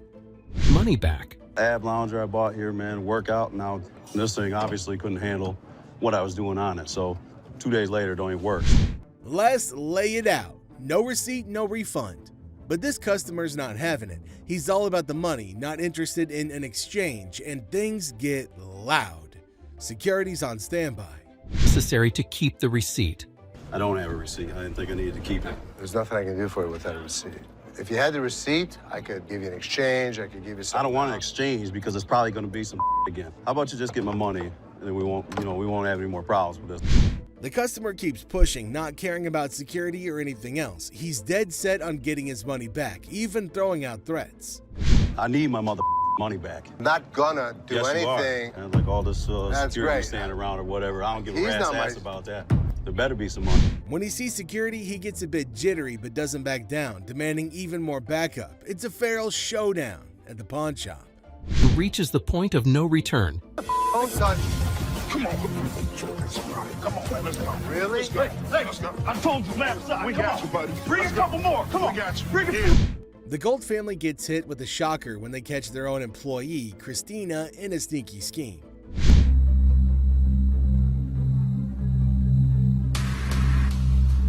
They're all curious about Christina's shady moves. Turns out she's been pulling off a scam right under their noses. During busy times, she's cooking up fake loan tickets, sneaking money from the pawn shop. The family's jaws drop. Total disbelief. At your merchandise. Yes. I wrote up the loan. Okay. I wrote it up, but I only did it when we were busy. So they confront Christina about it, and it's a mess. Her crafty plan makes it tough to figure out how much she stole. The numbers they're throwing around hint at thousands of dollars gone. Money off of them bit by bit. And so you wrote it up for $350? Yes. And what about this piece right here? How much did you give a loan on for? The Golds are just stunned at their own employees' audacity and cunning moves. Stolen. You wrote up a fake ticket and stole money from us. I can't hear you. Yeah. Yes. Les tries to cut a deal, saying spill the beans and maybe they'll go easy. But Christina's all defiant, giving vague answers and stalling. How much money do you think you've stolen from American Jewelry? Would you say it's over $1,000? I don't understand what that is. Yes or no? When the police get involved, it hits them. This is serious stuff. Les gives Christina a last warning, saying once that door opens, her fate is sealed. Even with a chance to cooperate, Christine is not budging, so the Golds have to hand her over to the cops. You're just stealing from us all alone without any knowledge of anybody else stealing from us, correct? Last chance, because once that door opens and the cops come in here, I have no option. With the way she had to do their dues. Okay. All right, check this. A customer walks in wanting a receipt for something she already owns. Item that they already own. When we give you your item, that's your receipt. That's proof that you paid to take it out. I do business with... Les says the item itself is show what she spent her money on. With the answer. Even with Les trying to talk sense, things go south. The customer gets all aggressive, throws around some colorful words, and even threatens physical harm. Security steps in and the manager gets called, but it's getting more heated. I'm backing down. I've been doing with my money. Can I get I don't know what the you've been doing with your money. Okay, it's time for your ass to get out of here. That's me. You better get your bitch. Oh, no, bitch. No, y'all gonna make me fall like this, bitch. It's a tense situation, drama at its peak in the pawn shop. A customer walks in dead set on selling his jacket at a price he thinks is fair. Rightfully deserves in mind. I'm looking to get some money for it, man. I'd like to get, and I'm going to get, about 50 or 60 bucks. Can't walk out of here. But things get wild as he brushes off small talk, just wanting the cash ASAP. How long have you owned this jacket? What's it matter? How long have I owned this?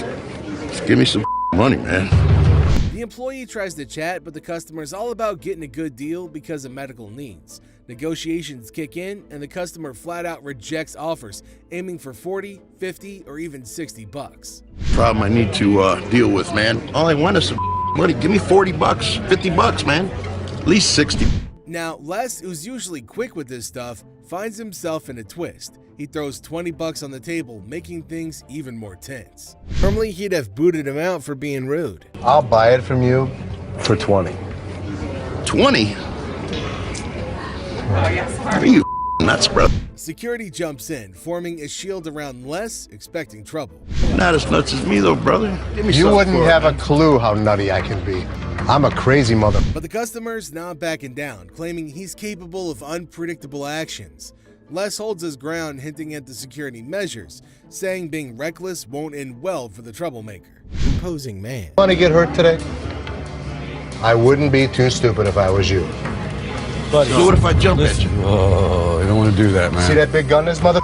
As things calm down, Les gives props to the security team for keeping order. The customer, realizing the odds aren't in his favor, acknowledges the security team's lucky presence. Somewhat peaceful conclusion. They're lucky they got you, man.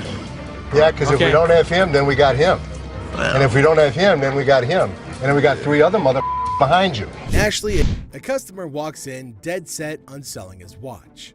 But this watch right here is worth $820. How much you pay for it? Maybe like... No beating around the bush, he wants at least 400 bucks, claiming the watch is worth 820.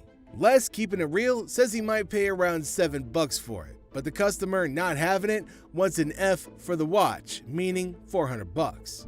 7.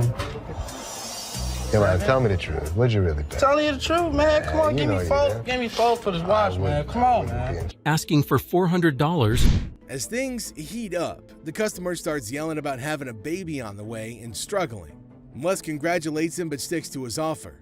The customer, frustrated, keeps pushing for 400 or even 450, raising his voice and venting about his living situation. Come on, give me like 450 for this watch. Why are you yelling at me? I got a baby on the way, dog. Congratulations. I'm sick living at the crib, man. Come on, give me 400 for this watch. Then it takes a wild turn. The customer starts insulting Les, calling the place a hoe-ass place and breaking things. Security steps in, telling him to clean up his mess, but the customer's not backing down, hurling vulgarities and challenging Les. Baby on the way to go do this bullshit to me, dog. You said it. I didn't say it. Hey, give me some cash for this watch, man. 400? No, I'm sorry. This is a bullshit-ass place, man. This whole ass. Les decides he's had enough, goes around the counter, showing he won't take any disrespect. The customer, seemingly oblivious, keeps up the aggressive act. Les and breaking things. Shit, dog, man. Y'all, man. It's some bull.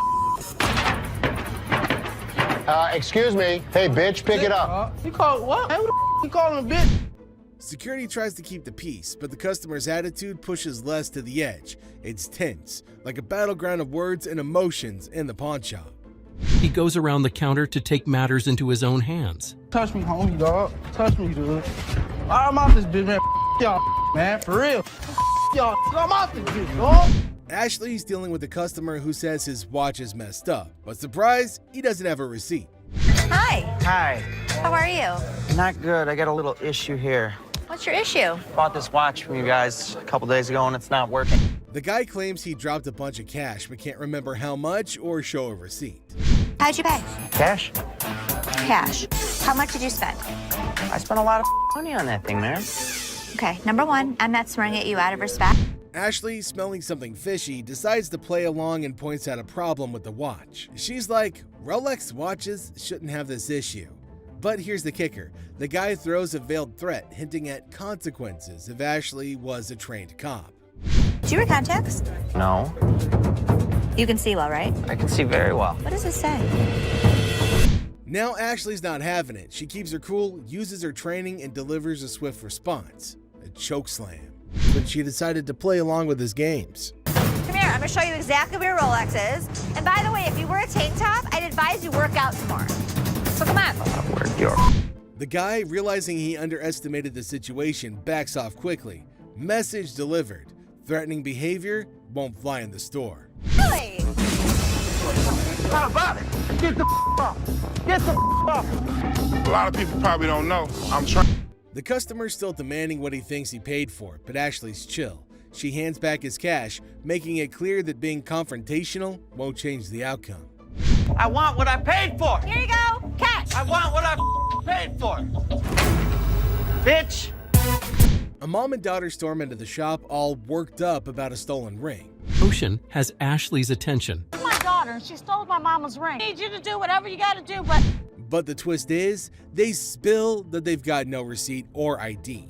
Ashley, one of the employees, catches wind of the drama and steps in.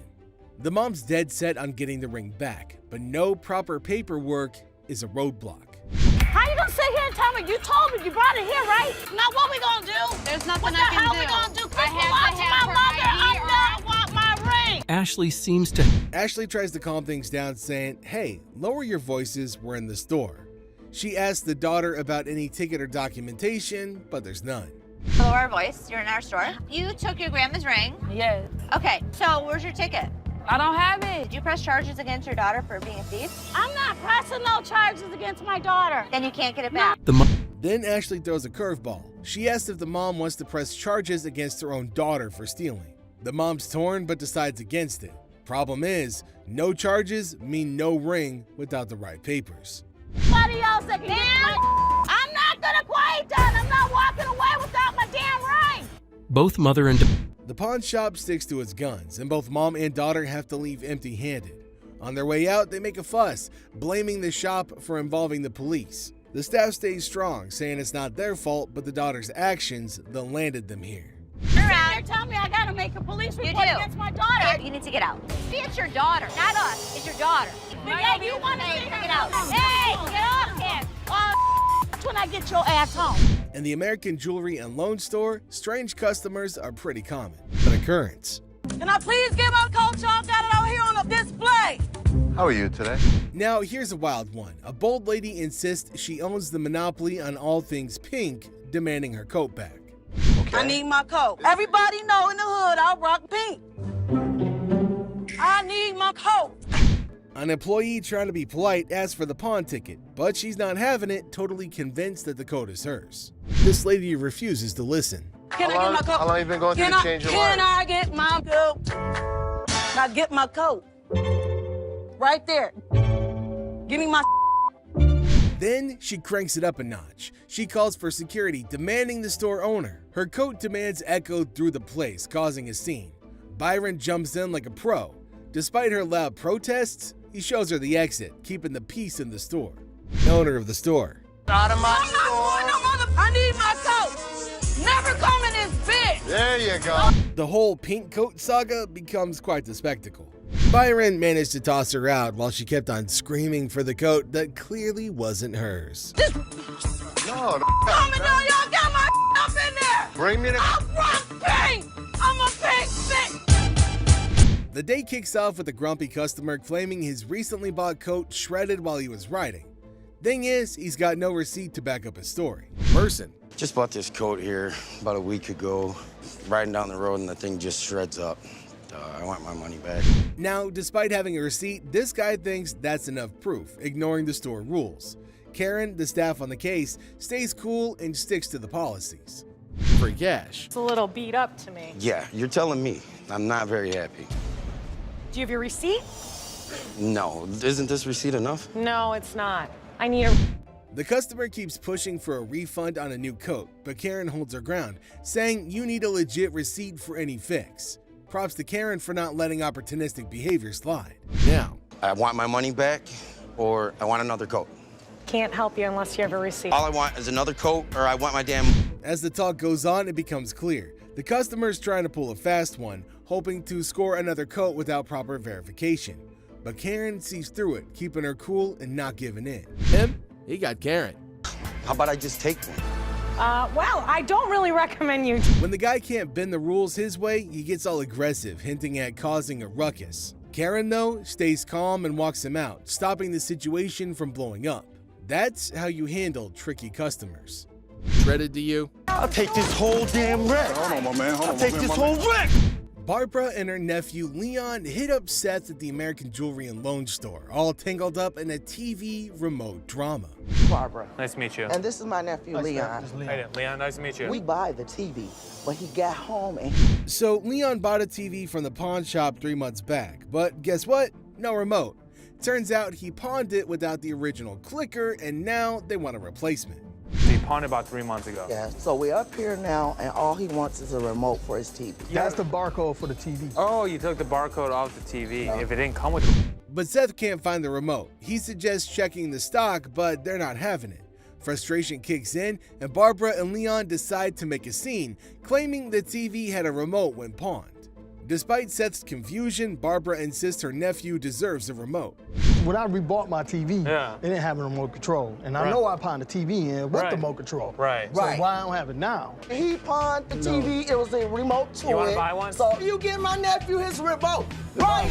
Facing potential chaos, Seth, keeping cool, decides it's time for Barbara and Leon to exit. Security steps in, escorting them out, putting an end to the chaos. Seth throws in a little note about the abundance of remotes in the store and wishes them a nice day. No doubt Seth has tolerance.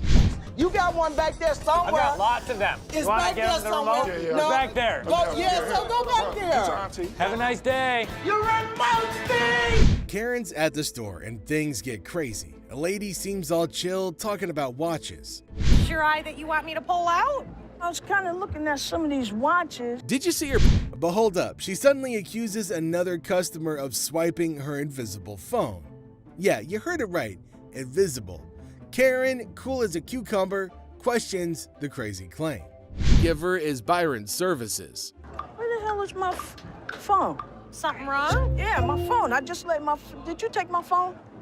Take your phone. Turns out no phone was missing. Karen, with a bit of sarcasm, asks if someone took her invisible phone. Drama alert. The innocent customer is just baffled. For Karen. Get the manager. You want my phone? Don't touch me. Calm down. Ma'am, there was no phone. There was I laid my phone there. The lady, frustrated that her trick failed, goes off. Karen unknowingly adds fuel, mentioning the end of the lady's gangster years. Boom. Emotional explosion. Knowledge of. Yo, y'all better get this lady because I ain't got Yo, nothing. please, Yo, listen, this listen, crazy listen, listen. Crazy. Trying to chill things out, Karen tells the lady to calm down. The store, once quiet, turns into chaos. Karen's dealing with it, but man, unpredictable customers make it a wild ride. Proves a little too much. Yo, gangster years is over with, baby. Calm down. You ain't gonna need that cane. Go ahead. Karen's handling of the situation. Oof. Man, put the cane down. Chill out. Gangster, calm down. What you calm down? ain't that bad. Calm down. I am. On what seemed like an ordinary day at the shop, a quirky customer shows up at the shop claiming he wants to pawn some stuff. But get this, he's only got pictures of the items. But I got some pictures. I don't want to bring them up here. It's cold outside. Right. I got this one right here. Yeah? Nice little clock. Seth, being the sharp guy, quickly spots something fishy. Those pics look like they're straight from the internet. Sus, right? Well, Seth ain't playing around and says, no way I'm giving you a quote without checking the real deal. How much are you looking for? I'm looking about $500. I can't quote without seeing the actual merchandise, because just because you have a picture of it doesn't really mean that. The customer wants a $500 quote, but Seth is like, hold up, I need to see the actual stuff. Now Seth's on point. He knows pics can be deceiving, but the customer won't budge, and Seth's suspicion grows. Without checking the goods, Seth says, no quote for you. You interested? I'm interested. But you can't quote me what I'm gonna get though? No, it's just a picture. I don't know exactly what you're gonna be bringing in. I don't know if it's metal, I don't know if it's paper, I don't know if it's just a painting, I don't know. But the customer's persistent, not showing the item. Seth's had enough, and he calls in Byron to show the guy the door. Byron, following Seth's lead, kicks the guy out. Get the quote? No, sir. You're wasting my time and your time now, so bring it in. You know what? What? You. Have Come a nice on, day. Man. What you want to do? Do you? Come on, do it. Say hello to the bad guy. One more time. I'll call my experts in. Okay. No problem, bud. Okay, check this out. A customer rolls in eyeing a $100 watch, thinking it's a done deal. But here's the twist. Her VIP card can't cover it. Just the basics, you know? She suggests her VIP card is like a gift card, and Byron's trying to clear things up, but she's not having it. All the drama starts. Drawing though. Hi, excuse me. Yeah. Hi, I'm looking for a watch, maybe about $100. I got $100 isn't a bad deal for a pretty watch. The customer expressed his interest in a watch priced at $100, seemingly content with a deal which includes a $6 tax. It's really Looks pretty. good on you. That one's 100. 100. I'll take it. Okay. Now we add tax on that. Be 106. All right. Now outside, Byron's still explaining like, no loss, just a card thing. But the lady's not getting it. She goes on a name-calling spree unless the employee is left scratching his head at the unexpected drama. Store. She should go there. Maybe they sell watches too. Put our gift card. $100 gift card. These are not our gift cards.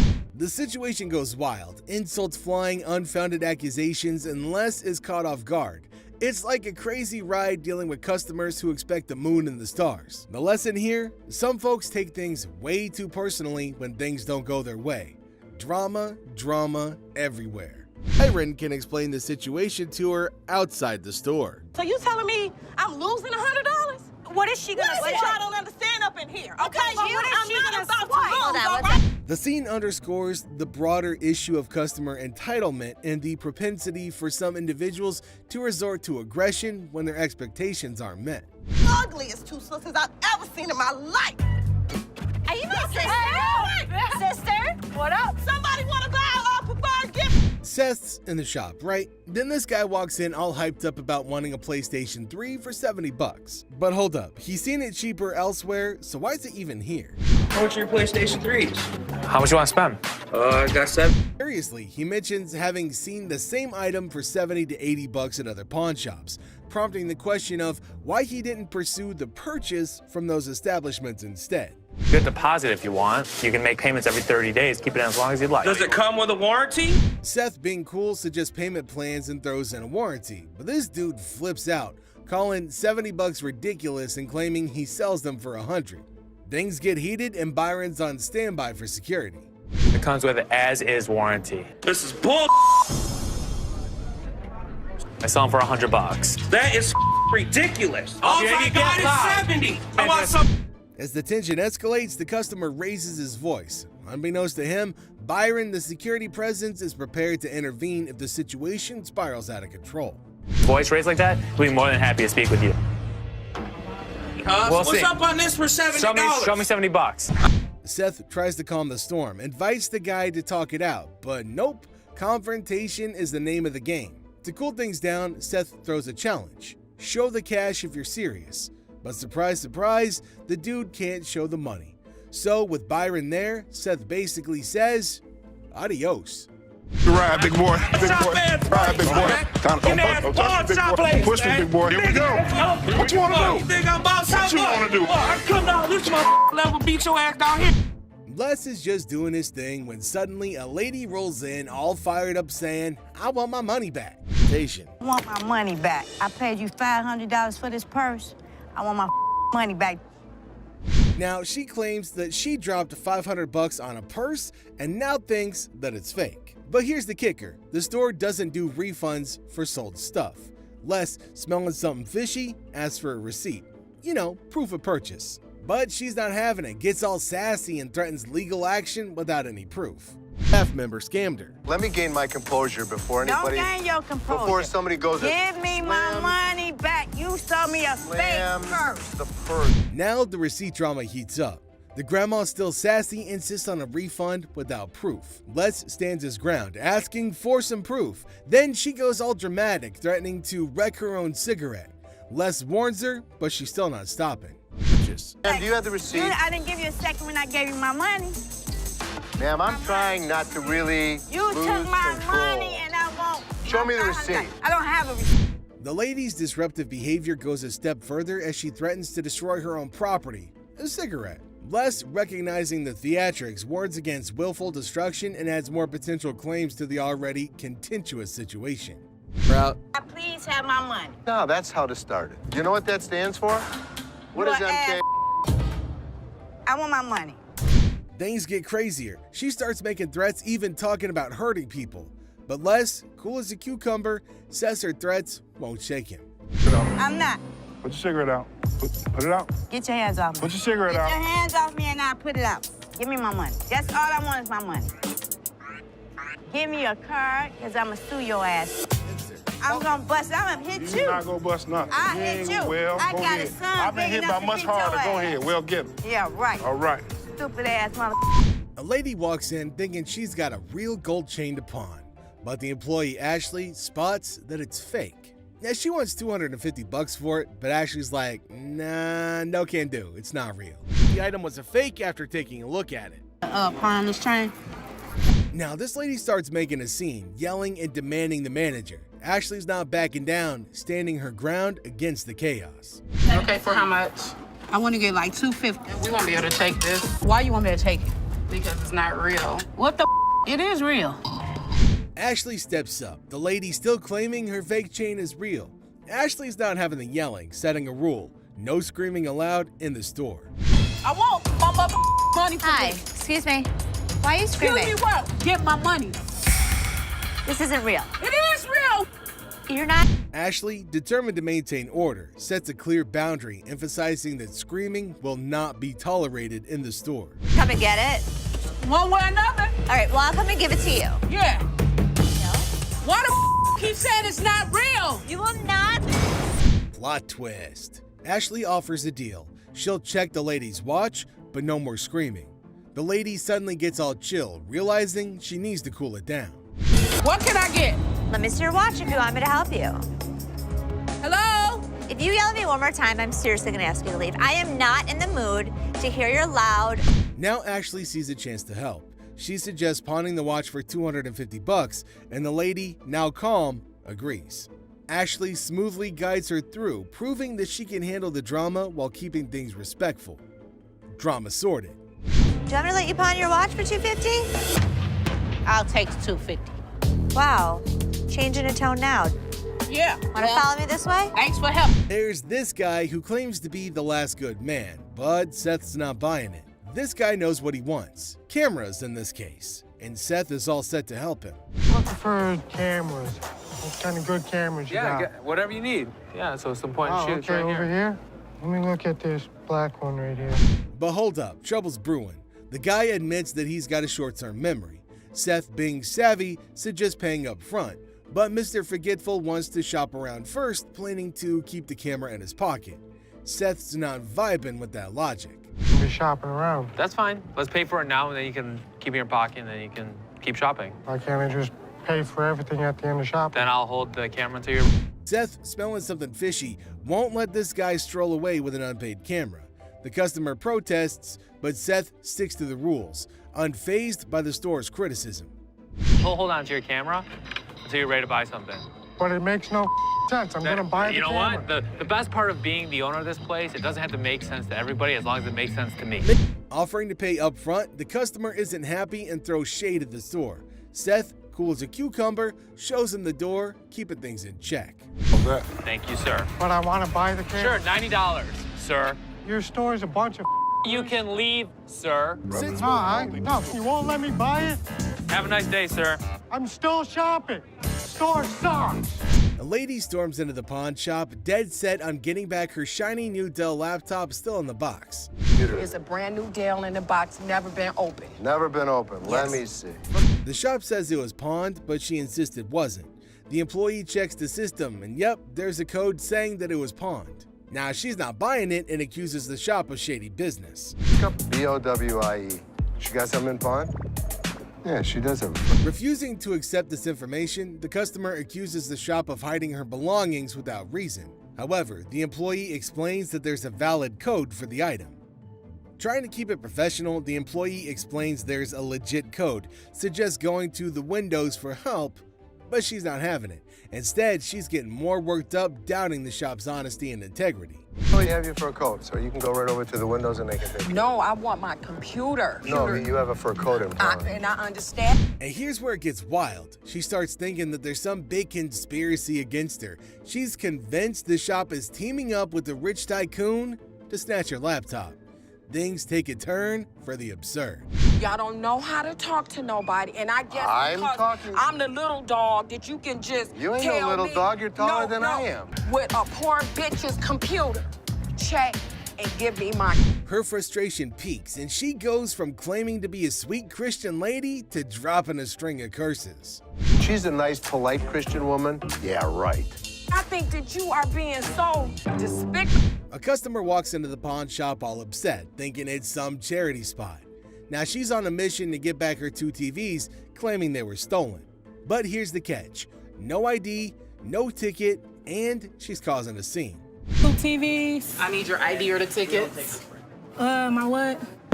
ID or your ticket. The employee, being the voice of reason, explains this isn't a police station and suggests filing a report. She won't budge, insisting on her TV's pronto, even offering her name instead of proper info. The employee stands firm, saying they need a police report. If your items are missing, you should go to the police to complain, not the pawn store. I have no ticket or no ID. My stuff. Things heat up as she gets louder about her stolen stuff, but the employee keeps it cool, sticking to the right process. They're going to get her a television. I need your ID or the I can give you my name. I need my stuff like now. Well, you have to make a police report. I need my stuff. In a surprising twist, the employee decides to play along with her need for drama. Customer goes all out, banging on windows, but the employee holds the fort, following store policies. When she won't leave without her way, the employee calmly shows her the door. Ma'am, is there an issue? 2 TVs was stolen, a ring, and I just drove up here from Flint. I need my. I'm not the police. Look, I just want my. All the ladies screaming is Get my bitch! What? If I'm gonna have to get ratchet? You don't pound on my window! Les is chilling at the shop when this dude, looking like he time traveled from an old Western, shows up, calls himself a music teacher, claiming his student's guitar got pawned at their place. It's a pleasure to meet you, Your brother. name is what? Vaughn. Vaughn? Yeah, I'm a music teacher. When I talked to her mother, she ended up letting me know that they put it in the pawn shop. He didn't bring the student along and spills that the guitar got pawned without filing any police report. No. Otherwise, I would have to sell it back to you at retail.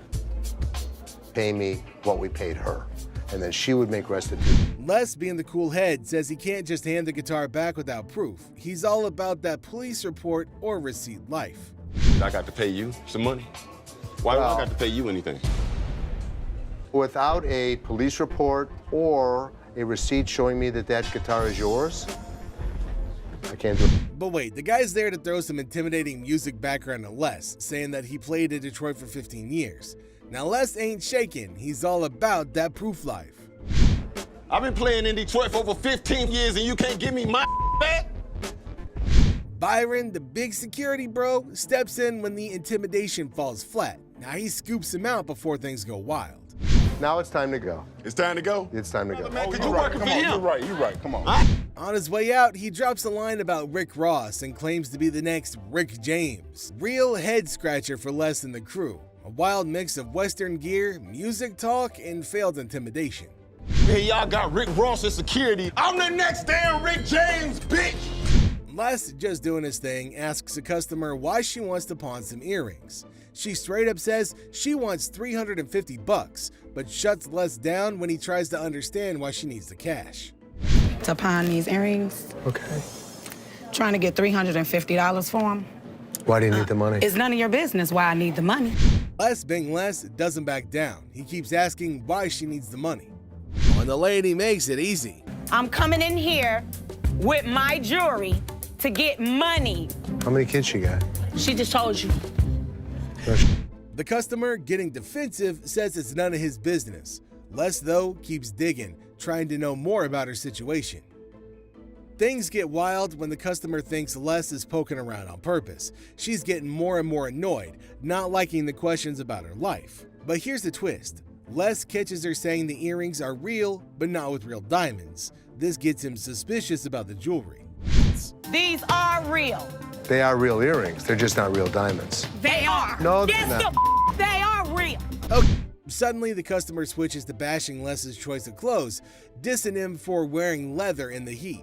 That leather coat you got on. It's 1,000 degrees. Who the wears leather? I ain't leaving this bitch. Les's ears would ring for the rest of the day because those ladies weren't stopping talking, and it turns into a full-on heated exchange with insults flying around. But Les stays cool, sticking to store rules. Wrinkled up probably ain't had no in years. Supposed to be jewelry and long. Bull ass shot. Raggedy. Okay, get this. A lady goes up to Ashley saying she needs cash for her silver ring to replace her lost dentures. She spills the story about her kids flushing both sets down the toilet while playing. Got a little bit of a problem.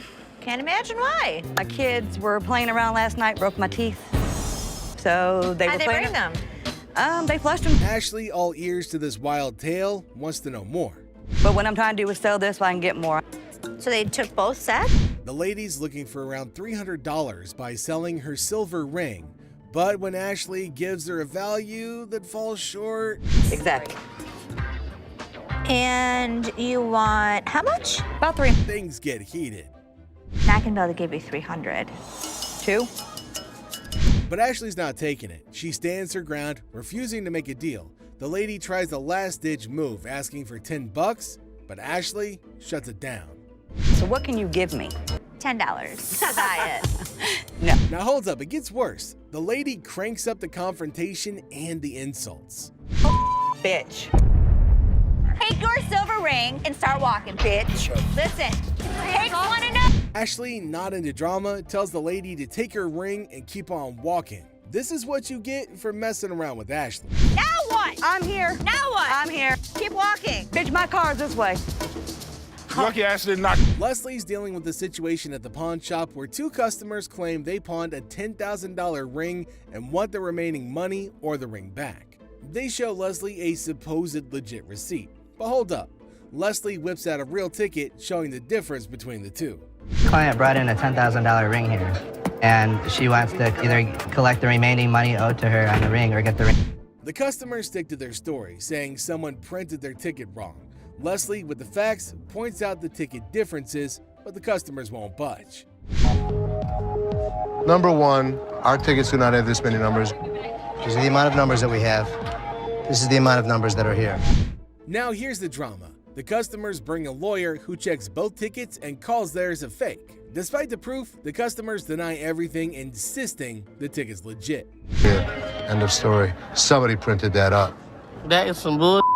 It may be bull, but that's the truth. I don't know how I got mixed up or printing wrong or whatever, but this is the ticket he got from here. You didn't get it? Leslie's had enough. With tension rising, she tells security to kick him out. The customers, still complaining, get the boot. This is a fake.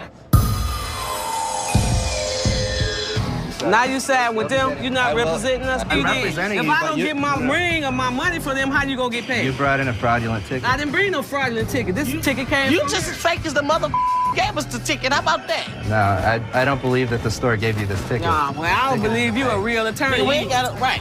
This All boy, this- somebody better give me my people, money. You with these damn security. Excuse Have me? a nice day. Nah, you got me, bitch. Sorry, young man. Sorry about that. And you, We'll get you ain't another get American Jewelers bull, and you bull too. I don't know what kind of mother attorney you is, but you gonna collect my. I'm gonna collect it out. A lady walks up to Ashley claiming a purse on display is hers and she wants it back. But hold on, Ashley calmly says the purse was never pawned there. That's my purse right there. That one right there, the black one. So I want to know why it's out there. This is your purse. That's my purse right there. How do you know that's your purse? Because I know my purse. Here's the money. I want the purse. However, the lady gets all heated, demanding to check the purse. Ashley's like, sure, buy it if you want. But no, the lady goes next level, calling names and threatening to climb the counter. How do you know it's not my purse? Because that purse has been out there. Let me see it. Let me look at it. Can I look at it? If you want to buy it. I just want to look at it and make sure it's not mine. Okay, first of all, I'm not first of all. Don't talk to me like I'm a idiot. you. Give me my purse or I'm going to come over that counter and get it myself. What's it going to be? Enter Byron, the big snuggly hero. He steps in, making sure things don't go wild. Even when the lady resists, Byron's like, time to leave. And he stops her from grabbing that purse. It's a snapshot of how pawn shop workers deal with crazy claims. Ashley keeps it by the rules and Byron keeps the peace. Easy. Oh my God. Get your hands off me. Have a nice day. Let's go. Walk yourself out, yo. You. Walk Get your hands off Walk me, big yourself boy. out. You know you just hit me with that pole, right? A guy walks up to Rich, claiming his new iPhone is a dud and demanding a refund. But surprise, surprise, no receipt. 3 days ago, and this don't work. The camera don't work. It keep freezing and like that. Did you download a camera function? No, it clearly got a camera. Why would I have to download it? Just asking. What kind of phone is it? It's an iPhone, clearly. Yeah, but we haven't had one. He tries blaming some employee for selling him the phone, but the worker's like, nah, we stopped selling those phones ages ago, dude. Well, since I've been here in 6 months, we I have no mean, I phones. just seen you in 2 weeks.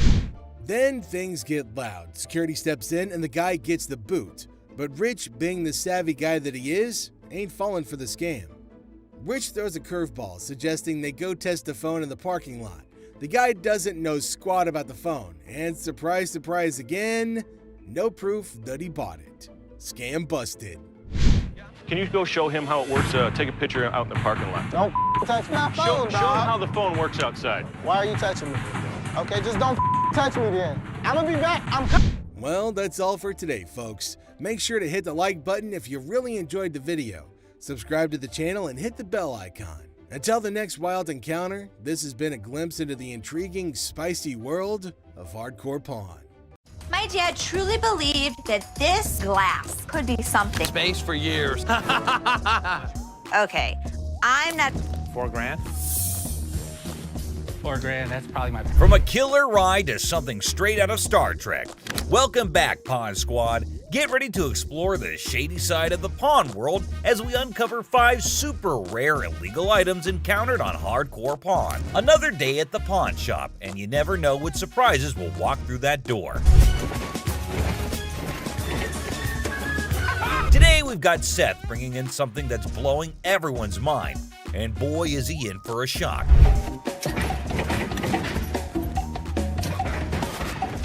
Our friend Penny rolls in with a rare 83 T-top Cutlass, lowrider frames, and a fully customized beauty. Whoa, whoa, whoa! This is the stuff dreams are made of. These babies are like finding a needle in a haystack these days, and you can see Seth's eyes light up with excitement. Easy there, Seth, don't get too carried away. We see all types of old cars come through the store. Does it do the 4-wheel hop? It could if you wanted it to. This amazing car is decked out with 4 switches and can hop up to 72 inches in the front. And guess what? If you're up for it, it can even do a 4-wheel hop.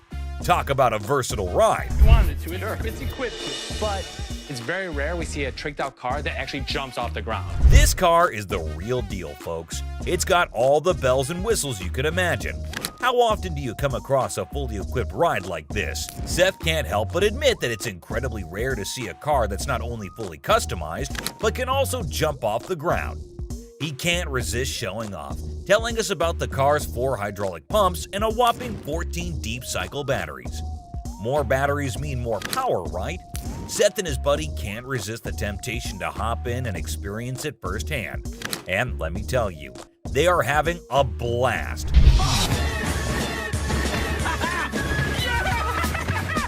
Now, Seth really wants this car, but he wants it at the right price. Penny, on the other hand, is hoping to fetch $12,000 for it. Will Seth bite the bullet and make the deal? Well, here's the twist. How about $4,000? Seth is only willing to dish out $4,000 for it. Whoa, talk about a huge drop. You can see the disappointment on Penny's face. He explains that he spent $4,000 just on the paint job alone. After some negotiation, Penny agrees to settle for $10,000. But Seth tries to push it further, offering $7,000. You know he wants it. It's very rare we see a tricked out car that actually jumps off the... Penny, being the wise guy he is, doesn't take the deal. In the end, they part ways on good terms. Well, folks, let's hope Penny finds another buyer who's willing to meet his price for this fully customized car. It's always a thrill to see unique items like this in the pawn shop, and who knows what will come through those doors next.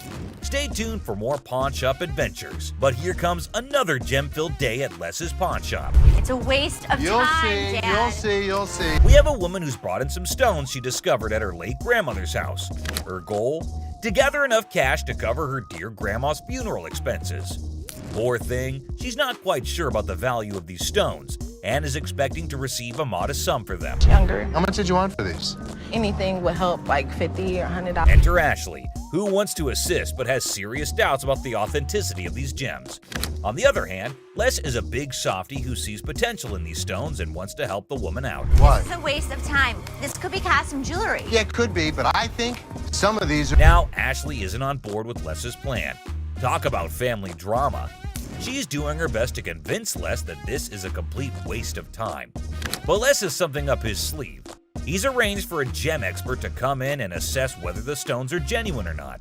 And let me tell you, what unfolds next is nothing short of astonishing. Brace yourselves, folks. Holy... Oh my God. These stones turn out to be the real deal. Crystal's life is about to take a major turn. All the stones, except for one, turn out to be plain old glass. But that one stone, oh boy, it's a game changer. It's a rare Burmese ruby worth a whopping $10,000. Les's hunch was spot on, and boy does it pay off. So we'll be able to give you $10,000. Crystal can hardly believe her luck. She's ecstatic and still pinching herself to make sure it's real. And you know what? Les deserves a round of applause for his intuition and faith in those stones. Well done, Les.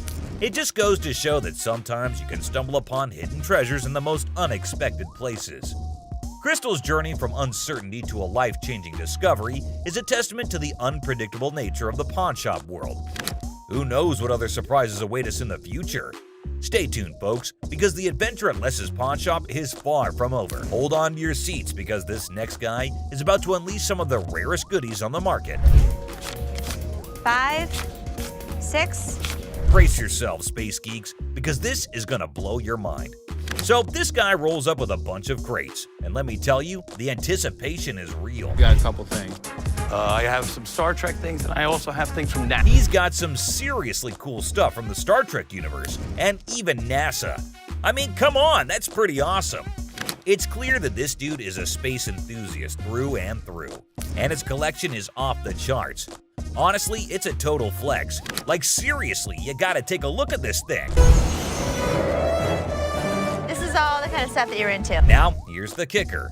Ashley confesses that she and her brother aren't exactly die-hard Star Trek fans. But guess what? Every time they get anything Star Trek related in their shop, it flies off the shelves. I'm not a Trekkie girl, my brother's not a Trekkie guy, but when we get Star Trek stuff in here, it flies off. Talk about a lucky break, huh? This guy managed to gather all these valuable items from various Star Trek conventions across the country, thanks to his gig as a truck driver. Talk about dedication to the cause. But wait, it gets even better. He pulls out this kit from Paramount Studios, which is a seriously impressive piece in his collection. To give to radio station to run ads for the show. It's an authentic set that was sent to a TV executive when Deep Space Nine first hit the screens. Now that's some next level stuff right there. You can't help but appreciate the sheer coolness of it all. Here's the catch though. All this awesomeness comes at a price, and Seth, our shop owner, is taken aback by the asking price. This was $1,000? Yes. Wow. $1,000? Yes. Why? Why is that so Because much? it's custom built and it all lights up and works. The guy wants a whopping $1,200 for everything, unless ever the savvy negotiator tries to bring it down to $700. It seems like a stalemate, but fear not, because Ashley steps in with her clever thinking. After some intense back and forth, Ashley manages to strike a deal. $7,800. She works her magic and secures all these incredible items for just $800. Can you believe it? Talk about a happy ending.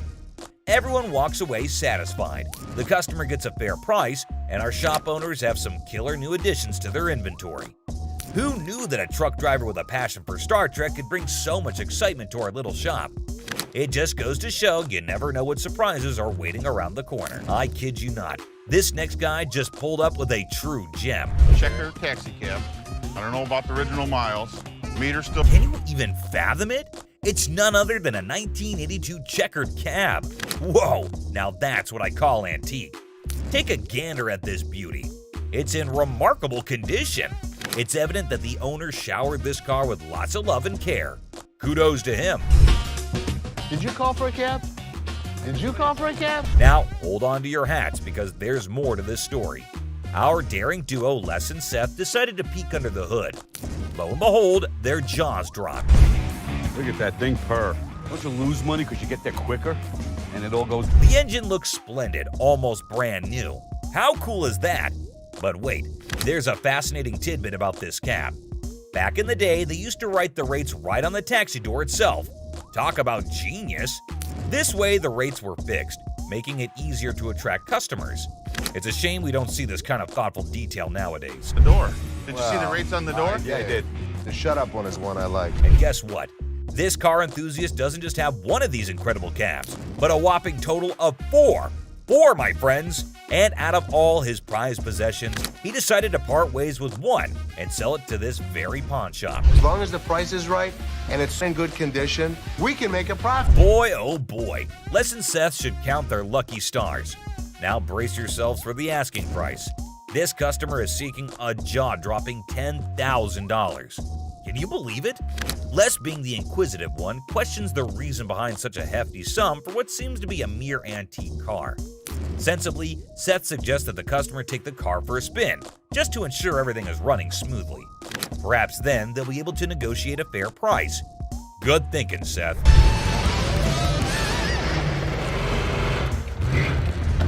Les, ever the insightful one, recognizes that this is not just any ordinary car. It's a masterpiece, a truly unique item. Plus, considering its excellent condition, they can actually turn a profit from it. However, much to their disappointment, the customer refuses to budge below $8,500. Sadly, no deal can be made today. Nonetheless, Les wishes him luck, and we join him in hoping that the right buyer comes along for this exceptional ride. Fingers crossed, this guy walked in all eager to sell something big, and boy did he deliver. That's how he managed to convince the set designer to let him take it home. And the next day, it was, now hold on to your seats, because things are about to get interesting. This guy is asking for a whopping $2,000. Always the one to ask the tough questions, wonders why it's priced so high for it. Oh, and here's a fun fact for you. The Silver Surfer was actually voted one of the top 50 most recognizable comic book heroes in America. Pretty cool, huh? But the customer stands his ground and refuses to go below $1,000. That's quite a gap to bridge. Hey, sometimes you gotta stick to your guns. Well, after giving it some serious thought, the customer ultimately walked away from the deal.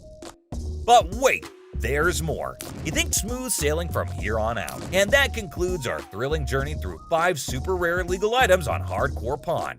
Which of these were your favorite? Let us know in the comments below. Subscribe for more action.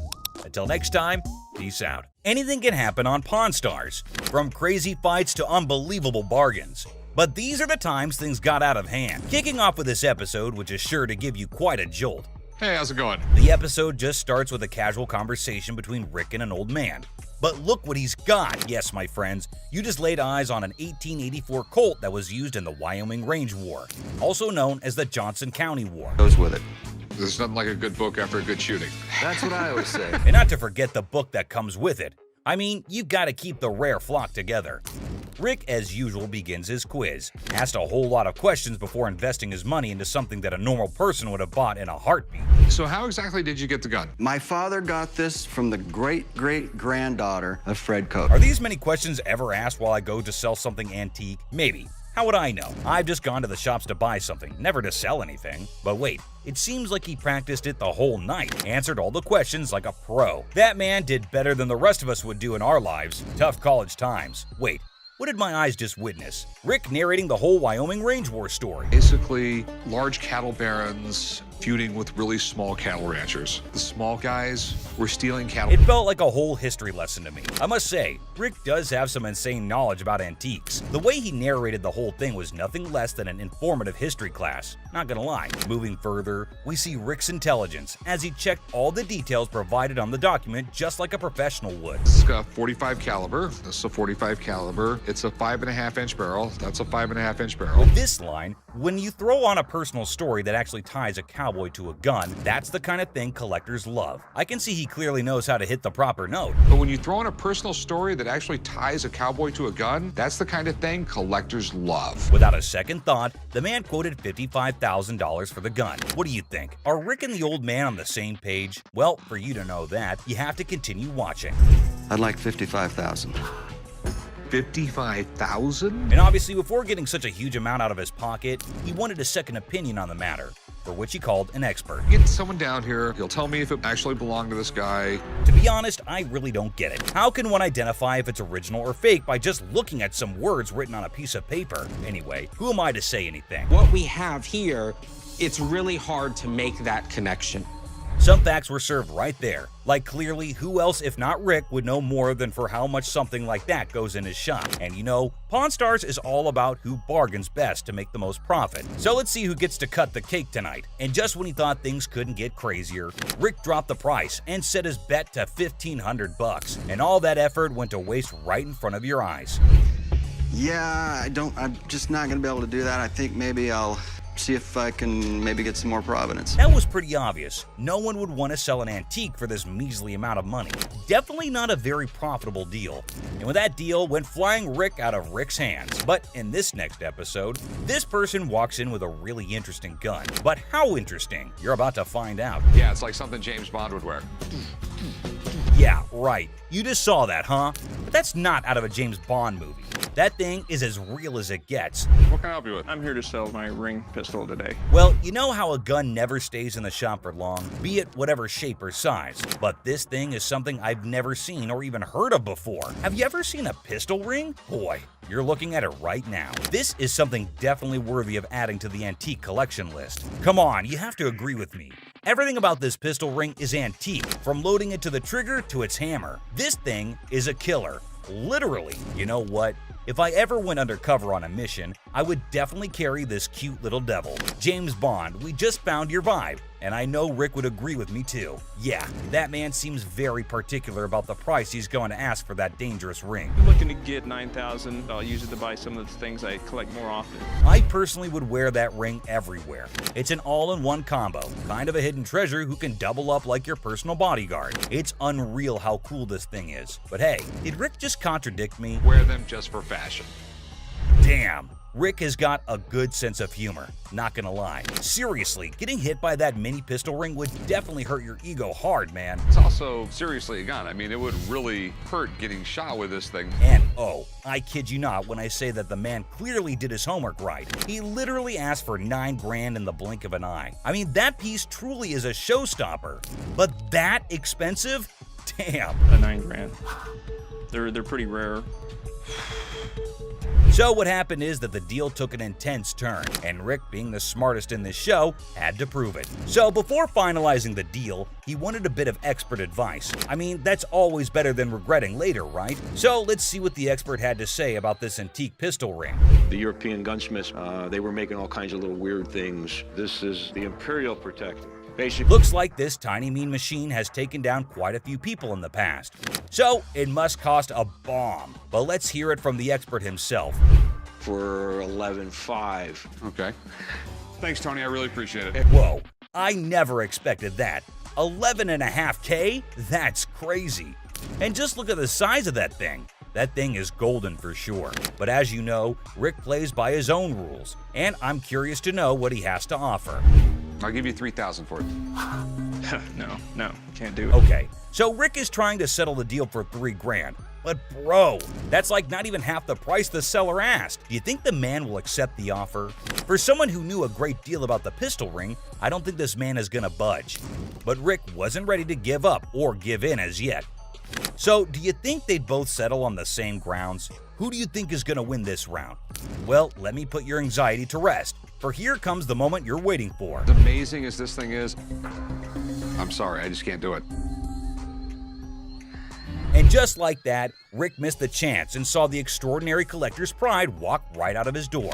But what happened in this next episode is even crazier. Working with an instrument maker and got really, really interested with the harmonica. You know how music instruments can be great collectibles. In which case, what do you think about an ancient instrument that has an emotional connection to it? Does it help double up the price? Well, I don't know about you, but I have never seen a shining gold M. Hohner harmonica. We've all played a harmonica once in our lives. Right, we have. And we thought we were good at it. So for those of you who don't know who Matthias Hohner is, here's a quick history lesson for you. Hohner was a trained watchmaker born in Germany, and his company Math Hohner AG is the oldest and largest producer of harmonicas in the world. If you want to know more about this masterpiece, here's Rick for you. So apparently the watchmaker was so blown away by the piece that this is what happened. So he saw the writing on the wall, but he was also working with an instrument maker and got really, really interested with the harmonica. Rick's knowledge never fails to amaze me. There's no question that he is a master of his job, and his trade skills are even better. But is this going to be a jackpot or a lost cause? Before Rick states his price, he found a problem with the musical piece. You get in the ballpark. Okay, all right. It's plastic, and it's not in the greatest shape. I don't know, it's not too bad a shape. The cardboard's coming off. Oh no, that's going to majorly affect the price of this beautiful piece right here. So while the seller was holding on to a grand $500, what Rick pitched was unbelievable. Here's $75 for it. It cost $75? Wow. I would feel humiliated if I was that harmonica right now. I mean, come on, man, it's not that bad. But what can I say? Rick knows better. And the seller wasn't ready to back up, and even had a genuine reason for it. $1 to fill my truck up with gas right now. I can't take 75. I find the man reasonable. The least you can do is compensate his gas. But as you know, there are no emotions involved in business. Rick's not taken aback by anything, and sticks with his price, but he failed to grab the deal. I think he wouldn't mind much though, because the harmonica was plastic, and it was also peeling off in some places. So sadly, the seller needed to go back home with the broken instrument, and he couldn't even make enough money for gas anyway. Next up, we got this interesting thing that you'd never expect at a pawn shop. The guy just pulled in the parking lot with a boat he wants to sell. So Chum and I... Yes, it's a freaking boat! What you're looking at is a 1958 Sea Flight Glastron, and this is no common sight, y'all. Rick and Chum came to take a look at the huge and fascinating boat, and it looks like they already like what they're looking at. 57 Chevy, didn't they? Sure did. Is it a convertible? And how could something start without Chumley's irrelevant questions, right? Like always, he was more worried about the boat being convertible or not. Well, Chum, you definitely cannot expect everything to be fancy, okay? Despite that, I can't help but love Chumley's confidence. Meanwhile, the seller has made up his mind to demand a hefty $10,500 for the boat. Let's hope he can make just as much from the master of negotiation. And this time, the item in question was a timeless beauty, created in 1958, standing tall, defying the effects of time. Whoever maintained it surely did it with the utmost care and dedication. Great work right there, but I think someone is already getting busy coming up with the numbers. It looks just like the 57 Chevy I got for the old man's birthday. It's definitely tempting because Rick's already deciding how he was going to pitch this look-alike a 57 Chevy. this Glastron boat is awesome. but boats are tough to sell, so it has to be a home. Like he already said, boats are money pits. I mean, nobody would want to keep this huge boat in their homes as an antique. Quite rare, as the word suggests itself. But this seller is definitely giving Rick tough competition. With all that USP knowledge he was throwing about, he came in here ready to face the pawnbroking world. Do you know why? Because it was a little 17-foot boat. No, because it was fiberglass. No more wood boats. Wood boats were moving out. But what happened next was totally unexpected. 10-5. In an unexpected turn, the owner of the boat bravely revealed a startling price tag, $10,500. Wow, that's crazy. What do you think Rick is gonna do? Will he buy it or break it? I don't even want to make you an offer. There's too much work that's got to be done for me to make anything. Did you see that? Rick didn't even make an attempt to convince the donor to accept a lesser price. But that's exactly what the show is all about, expecting the unexpected. But you cannot miss this museum piece that just made its entry into the shop today. A man brought in an ancient coin, a portrait of Julius Caesar from the month before he was assassinated. Well, I have a coin here. It's a portrait coin of Julius Caesar from the month before he got assassinated. But before that, quick history lesson. Did you know Caesar was the first living person to be depicted on Roman currency? Back then, this honor was only reserved for the gods, so you can imagine Caesar's position in the society. So you know that having him on a coin is quite exclusive, and any historical coin collector would be yearning to get their hands on this coin. Would do what was necessary to preserve the Republic. Okay, and no matter what he did in office, Rick was taken in by the intriguing offer, and his sincerity came through, creating a favorable environment for a possible deal. Rick, though, sticks to his strategy since he was logical. As you know, the man is a smart specialist who always seeks professional advice before taking major action. But let's see what the price on offer is. how much were you looking to get out of it? I want $4,400, please. Okay. I like this man's confidence and how he's so adamant about the asking price, exactly the way it should be. The style is correct. Everything is right. Okay. It's perfectly genuine. The expert's analysis is giving us a ray of hope with each passing second. So let's see what the experts have to say. $1,500. Retail? Retail. Wait, what was that? $1,500? Are you kidding me? I thought that coin was a big deal.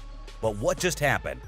It's ridiculous. I mean, sometimes you can never explain how things turn out to be in the pawn world. Just like this episode where a man walked in claiming to have a 1951 Yankees team signed ball. 1951 Yankees team signed baseball. For those who may not know, the New York Yankees of the 1940s and 1950s were the most dominant team in baseball history. They won 10 World Series titles only between 1947 and 1962.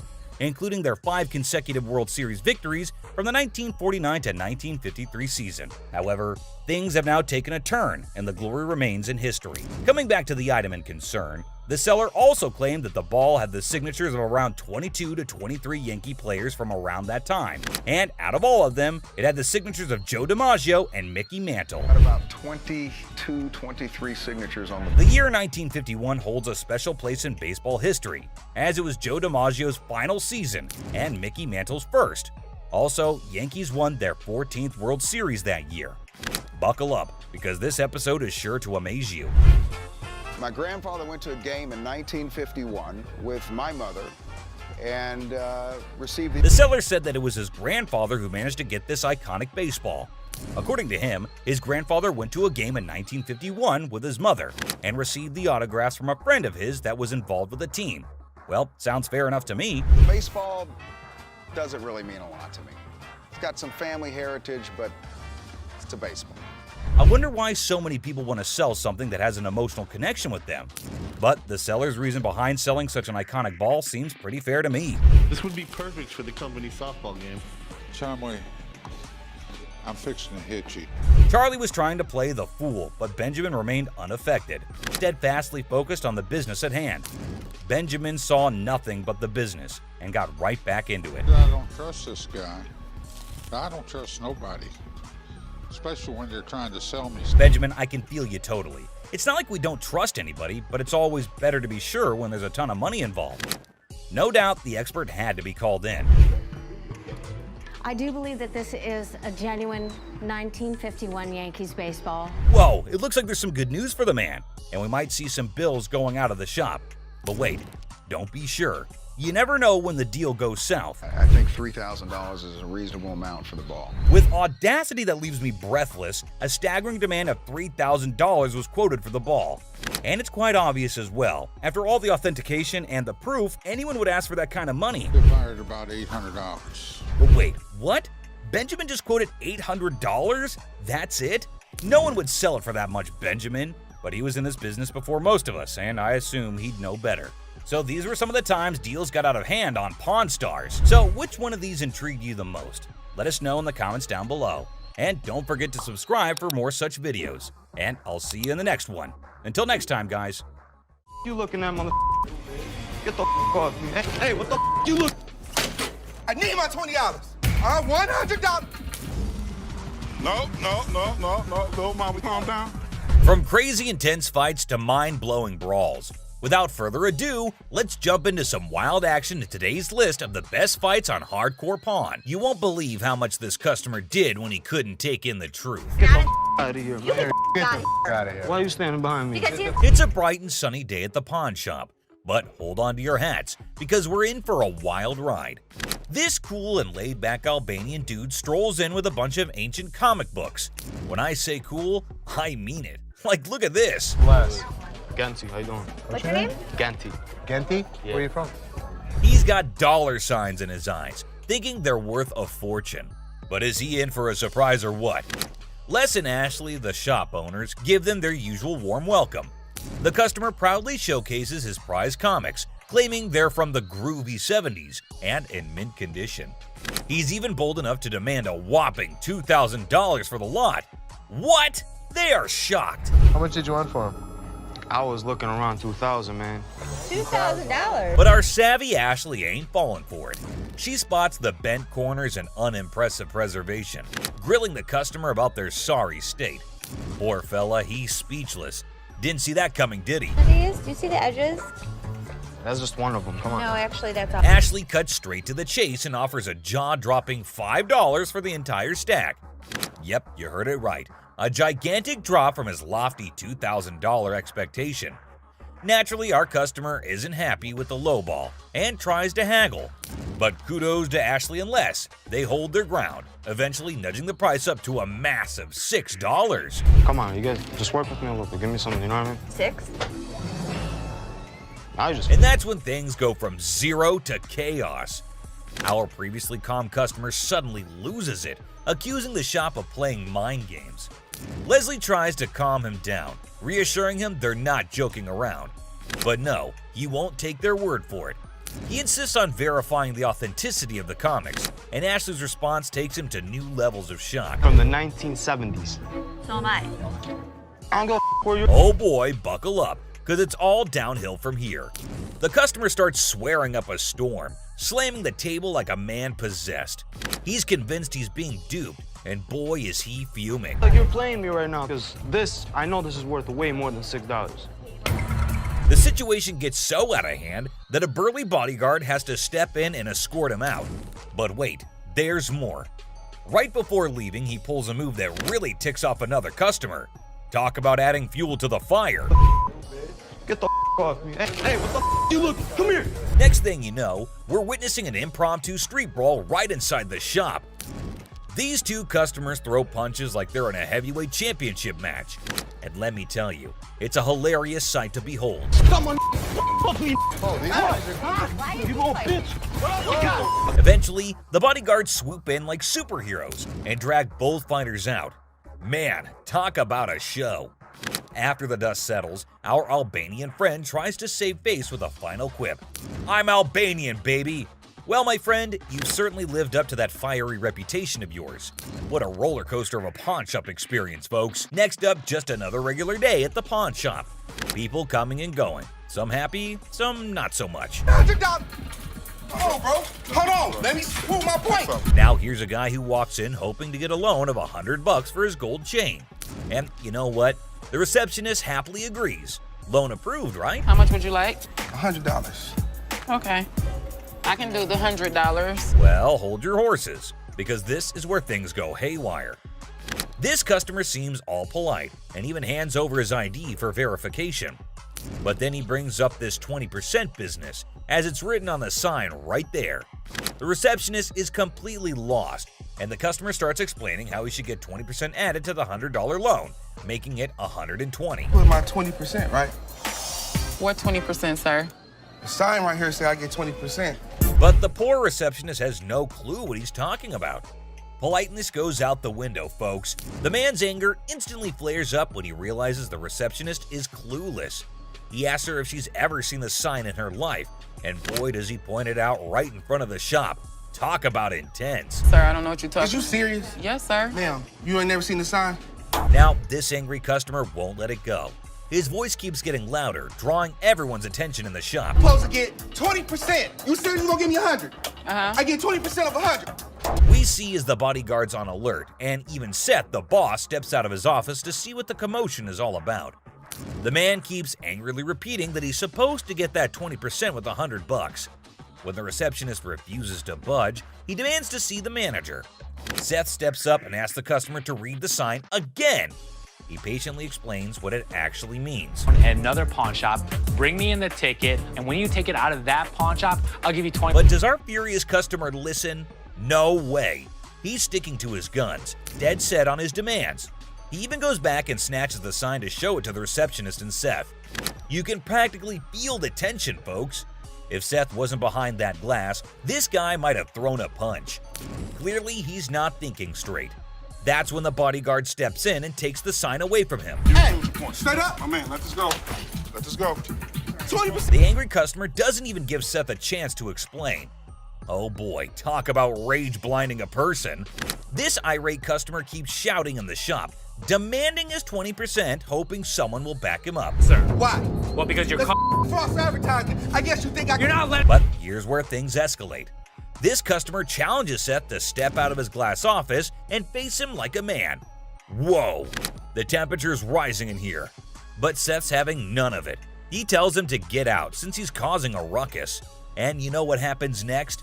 He gets escorted out by the bodyguard. And get this, he tries to take the sign with him. I'm getting something out this, bro. I'm you down for this sign, my man. I'm gonna chase you down. Gotta admit, that's a bit hilarious. But the bodyguard quickly snatches it back, and the customer keeps cursing as he leaves the shop. But wait, there's more. To show his anger, this guy grabs a harmless plant and throws it on the ground. Huh, $20 worth right there, bitches. Oh, man. What did the plant do to him? Seriously, what did the plant ever do to you, man? And off he angrily storms away. It's never a dull day around here, is it? This next lady has real poor luck, but it does not excuse her behavior. Wait, man. The door's right there. Have a good day. Because you got a big dude, you think you hot? So this lady storms into the store demanding her stuff back, which happens to be just 2 TVs. The receptionist asks her for some ID and tickets as proof, but this lady is completely clueless. I need your ID or the tickets. My what? She doesn't have any of those things, and here comes the shocker. Her boyfriend pawned off her belongings. Can you believe it? Now she wants them back, and it's a pretty messed up situation to be honest. She explains to the receptionist that she can't provide the required documents because her no-good boyfriend isn't even around anymore. He left her high and dry. Ouch, that's gotta hurt. Now Ashley, who overhears the whole thing, initially sympathizes with this poor girl. But hold up, that sympathy doesn't last for long, and for good reason. I feel terrible for her, but I can't help her without her ticket. This customer suddenly loses her mind, like all the anger in the world has consumed her. And guess what she does next? Brace yourselves, people. She starts yelling and banging on the glass window, demanding her precious TV. Don't land on my window! Seriously, that's not how you get things done. Even if someone is trying to help you, no one will tolerate that kind of behavior. Ashley, understandably furious, tells her to back off. The situation gets so heated that Ashley has to step out of the room to confront this unruly customer. And guess what? This lady has the audacity to threaten Ashley. Well, Ashley isn't one to back down, so she tells her to get the heck out of the shop. This customer is beyond crazy, I tell you. It seems like she had a truckload of problems even before she set foot in the store. What? I dare you. Now, the bodyguard steps in to escort her out, but oh boy, this girl goes on a rampage. She knocks over everything in her path, completely enraged. Come on, girl, you seriously need to chill out. Finally, they managed to get her out of the shop, but you won't believe what happens next. Unlike the previous guy who threw a plant, this woman tries not once, not twice, but 3 freaking times to break back into the store. I mean, seriously, woman, get a grip on yourself. This is just embarrassing for everyone involved. But damn it, we're not your local psychologist neither. Even the bodyguard has had enough at this point, and he can only imagine what kind of crazy exchange must have taken place. Man, oh man, what a wild scene that must have been. This next guy is the most polite guy you'll see, but things take an interesting turn. I'm trying to help you solve your What you issue. mean? What you mean? Well, folks, let me tell you about this wild encounter that went down, starting with a seemingly innocent greeting. Hey, how are you? I'm good, how are you? Well, actually, I'm not doing so good. Little did anyone know, trouble was brewing. You see, this poor customer was feeling down because his dear grandma had passed away. He needed to sell something urgently to scrape together enough cash to cover his rent. Now that's a tough spot to be in, right? Enter Ashley, a real gem of a person. She genuinely empathized with this guy and offered a helping hand. So the dude decides to sell his late grandma's ring, thinking it's made of real gold and worth a fortune. Ashley, being the responsible gal she is, takes a good look at the ring to verify its authenticity. And guess what? It's not the real deal, folks. It's as fake as a knockoff Rolex. Okay. Do you have anything? Naturally, Ashley breaks the news to the guy and asks if he's got anything else to pawn instead. But this fella, he ain't buying it. He's convinced that Ashley's got it all wrong, and he wasted his precious time chatting with her. Well, hold your horses, buddy. Ashley calmly reassures him that his time wasn't wasted and suggested he could pawn his TV instead. But oh boy, this suggestion hit a nerve. He starts acting all weird and uncooperative, throwing a tantrum. TV. You can pawn your TV. What the I look like? Now, here's where things get intense. Ashley's just trying her darn best to help this guy out, but he's not having it. He demands his ring back and starts searching for someone else to deal with. I'm trying to do whatever I can to help him. It's not making no sense. And when Ashley tries to explain that she's simply doing her job to lend a hand, it's like a switch flip inside this guy's head. He goes ballistic, questioning Ashley's every move and acting all erratic. It's honestly a bit scary, folks. Believe it or not, this fella has the audacity to tell Ashley to lower her voice, even though he's the one causing all the ruckus. Talk about pushing boundaries. He even has the nerve to put his hand on her face trying to belittle her. And get this, he's not even listening. Lower your voice. Lower your voice. Lower your voice. Lower your voice. He's busy with his threats, making Ashley's job even harder. But our girl Ashley, bless her heart, stands her ground like a champ. But wait for it, folks. Here comes the jaw-dropping twist. Out of nowhere, a hero emerges. My face. Don't put your finger in. Bam! This mysterious stranger slams our angry customer to the ground, WWE style. Can you believe it? And that's not all, folks. This hero then grabs the unruly fella and drags him out of the place. Because guess what? The dude still won't quit. On the ground. On the ground. On the ground, mother. He keeps up with his nonsense, making threats and vowing to return for more. Seriously, what on earth did Ashley ever do to deserve this kind of treatment? It's downright mind-boggling, folks. Well, the last person on this list is no less than any other irrational person than earlier. If the item was worth the money, I would give her money, but he was a loudmouth. It's just another ordinary day at the shop when this woman walks in, hoping to make some quick cash by selling her jewelry. Pretty common scenario, right? How you doing?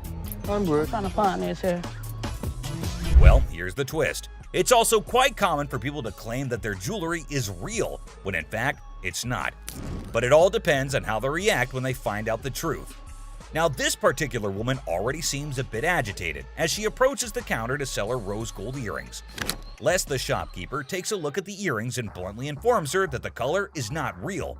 Surprise, surprise. I can feel you. Okay, so what's up? They're not real. The woman didn't see that coming. Les goes on to explain why the color is faded, indicating that the earrings are not made of real gold.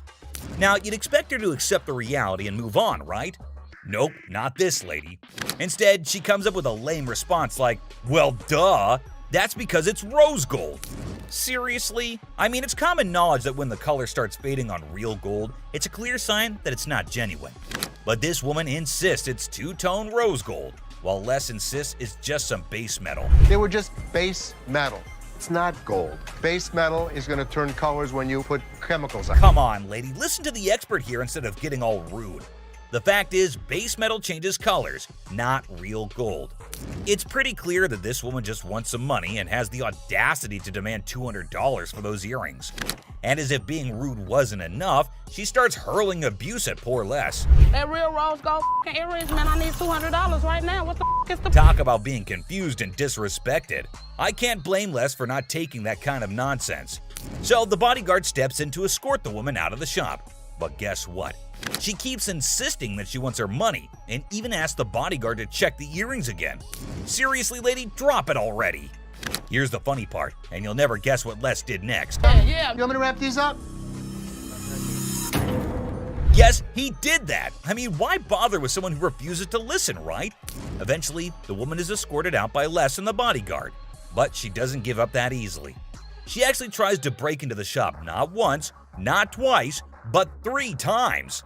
I can't help but feel secondhand embarrassment for her. It's like witnessing pure insanity. He's out. In conclusion, this woman's behavior was out of line. Instead of accepting the truth and moving on, she chose to be rude, abusive, and persistent. It's a good thing Les and the bodyguard stood their ground and didn't let her disrupt the shop. Let's hope she learns a lesson from this and thinks twice before causing such a scene in the future. So, which one of these fights shocked you the most? Let us know in the comments below. If you enjoyed this video, hit that like button and subscribe for more action.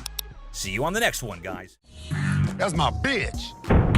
That's who I've been screaming for. Where's the manager? It's liar. Why'd you take my ring? I'm sorry.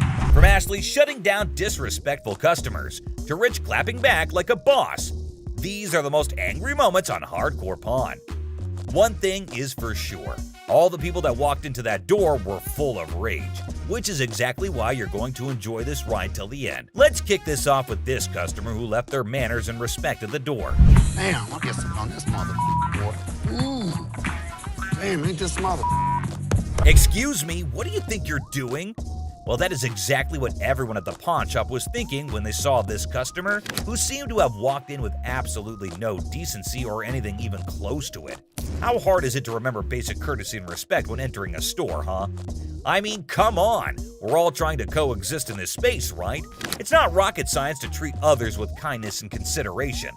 But no, this person seemed to have completely forgotten those essential values and decided to bring a bad attitude to the table. Let me lay on this mother. See, what's this table? So what? Oh my gosh, it's seriously disgusting to watch, you know?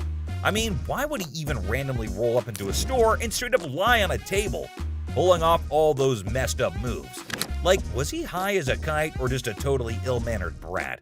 And to make matters worse, he kept making everyone around him super uncomfortable. Just slapping the table like it's some kind of sick beat and making these loud, disturbing noises that were totally cringeworthy. It's like, can he not read the room and realize he's killing the vibe for everyone? Seriously, someone needs to step up and shut down his obnoxious behavior ASAP. The store staff or management better handle this situation and restore some peace, because no one should have to endure that level of disturbance. We all just want to chill and enjoy our shopping without being subjected to this hot mess. But the audacity of this dude just kept escalating. It's like he was on a mission to make Ashley's life a living nightmare. First, he forgot all manners and respect, and now he was taking it to a whole new level of creepiness. I mean, just take a look at this. Ashley, man, that's my girl. Yeah, I want Ashley, man. Continuously shouting for Ashley and proclaiming that he wants her, referring to her as my girl, is beyond unsettling. It's like this person has completely crossed the boundaries of appropriate behavior and entered the realm of obsession. Ashley must be feeling incredibly uncomfortable and disturbed by this individual's persistence and inappropriate actions. Nobody should have to endure such harassment, especially in a public setting like a store. It's a complete violation of personal space and boundaries. A bitch. That's who I've been screaming for. Come here. This is a sex table, baby, right? Get your ass. Whoa, hold up. I totally get your frustration and desire to take action in the face of such disrespectful behavior. It's infuriating to witness someone treating Ashley that way and continuously pushing her boundaries. Ashley repeatedly asked him to get off the bed. It's clear that she was trying to assert her boundaries and maintain a sense of order. However, he was being a total jerk to her. And seriously, to keep arguing and even resorting to calling her baby despite having a big hunk bodyguard right in front of him? That's just plain bold, if not downright foolish. It's like this person has zero respect for authority or understanding of consequences. But seriously, the audacity of this man to respond with such disgraceful and degrading statements. You let me, I'll be slapping that ass. Wow, that's beyond disrespectful. It's downright disgusting. Nobody should ever be subjected to such objectifying and offensive language. His remark reflects a complete lack of understanding of consent, respect, and basic human decency.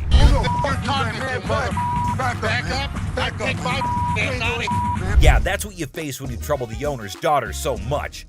I'm sure they didn't hit him right away, only because it was being recorded. I swear to God, Les turned blood red in anger and held the man by his collar to show him the way out. Get your hands off me. Really or what? We go back, disrespecting my daughter like that. Time to get out. Oh my goodness, the audacity of that man is absolutely mind-boggling. To openly utter such vulgar and disrespectful remarks in front of Les is beyond comprehension. It's utterly revolting and completely unacceptable. Fortunately, it seems like the tides turned swiftly, and he finally realized the gravity of his despicable actions. Perhaps he must have seen the imminent danger of facing severe consequences for his repulsive behavior. It's a relief that he had the sense to put a stop to his outrageous bullshit before things escalated further. Yeah, man. You understand that? I got you. Don't with my kid. I'm sorry. Don't with my kid. Sorry, Les. I'm sorry. It's moments like these that remind us of the importance of standing up against such inappropriate behavior and creating a safe environment for everyone. It's disheartening to hear that the man continued his offensive behavior even outside. It's truly a testament to Les's maturity and strength of character that he chose to turn his back on him. Sometimes, in the face of relentless negativity and impulses, the best response is to rise above and not let it affect our own well-being. As they say, dogs always gonna bark anyways. Those who thrive on spreading negativity and engaging in disrespectful behavior are often seeking attention or trying to provoke a reaction. By choosing to ignore him, Les demonstrated his resilience and refused to be dragged into his toxic cycle. This isn't the only time Ashley faced such abuse. This one woman went way out of her line, screaming and verbally abusing Ashley. Who's over you, ma'am? Me. It's somebody that's over you going to give me $500. No, not talking to me. This woman came in all generous and sweet, wanting to pawn her apparent iPad in exchange for $500 to bail her man. That's a red flag right there, ma'am. Anyways, when Ashley asked her how she estimated $500 to be the value, she was fumbling and gave a very lame reason. Because this is a new gig. So I should get $500. Yes. She clearly had no idea what it was. Don't worry, I won't leave you hanging wondering the same. It is an Asus Transformer, not an iPad, and definitely not worth $500. And pawned items are sold at lower rates so that everyone has some profit. Ashley straight up returns it, but the customer gets pissed at this. She gets really loud and asks Ashley to get the manager. Funny, ma'am, she is the manager. She asks her to get someone above her because she needs that $500. To this, Ashley did the most savagely epic things of all times. She looked around with an air of confidence and said, "Me," asserting herself as the undeniable queen of the room. Oh boy, I bet that moment sent shockwaves through everyone's minds. It was a jaw-dropping, awe-inspiring move that showcased her unapologetic dominance. Talk about a mic drop moment. Ashley truly proved that she reigns supreme, leaving everyone in awe of her sheer badassery. So, I'm gonna ask you to leave. No, I'm not going out my way until you run me mine. Run me. First of all, her voice is bugging my ears so much. The rest of it is just her shouting how Ashley's a bitch and kept cursing her while security shows her the way out. You don't know me. You don't know me. You do not know me. You threaten me, you're out. You're not. For the last time, good lord, someone please ask her to zip it. And I swear, my poor ears were begging for mercy. But you know what? Kudos to Ashley for taking charge and showing her the exit door. She didn't let anyone rain on her parade and swiftly dealt with the situation like a boss. The store probably let out a collective sigh of relief when she was gone. Dude, just picture the chaos that would go down if your wife found out that you're selling her ring for some sick bike parts. Like seriously, can you imagine? You'd better brace yourselves, because those punches would be heading straight in your direction. No doubt about it. And there's this next customer who's legit stuck in that exact nightmare scenario. I kid you not. The way he's being treated here is absolutely brutal. It's like a horror show unfolding right before your eyes. Why'd you take my ring? You won't even believe the level of harshness this poor dude is enduring. Set it appraised, see how much it might be worth. Okay. I also wanted to know how much you guys would give me for her. Like as a pawn, then I pay it. No way. That's one stunning piece for sure. But hold up. While Ashley was breaking down the pawn rules and laying out the options for getting the ring back, guess who decided to make an entrance? The original owner of the item, and trust me, she ain't looking too pleased about the whole situation. Talk about an unexpected twist, right? It's like the universe just decided to drop a bombshell right into the middle of this already intense moment. I can only imagine the mix of emotions and tension that must have filled the air at that very instant. Now, it's going to take some excellent smooth talking and problem-solving skills to navigate this sticky predicament. Let's hope Ashley can handle this unexpected twist like the boss she is and help ease the tension in the room. Why'd you take my ring? Get bike parts? No. No way, dude. You can practically feel the heat radiating from her furious gaze. And honestly, can you blame her? Imagine finding out that your partner was about to pawn your precious ring without even giving you a heads up. All for some silly bike parts. That's a recipe for disaster right there. The sheer disbelief and anger in her eyes must have been off the charts. It's like a volcano of emotions just waiting to erupt. I can almost hear her thoughts screaming, "How could you even think of doing something like that behind my back?" And let me tell you, that kind of betrayal cuts deep. It's a breach of trust that takes some serious mending. But hey, maybe there's a chance for redemption here. If this dude's got any sense left in him, he better step up and start doing some major damage control. But man, it's gonna be a long and bumpy road to recovery.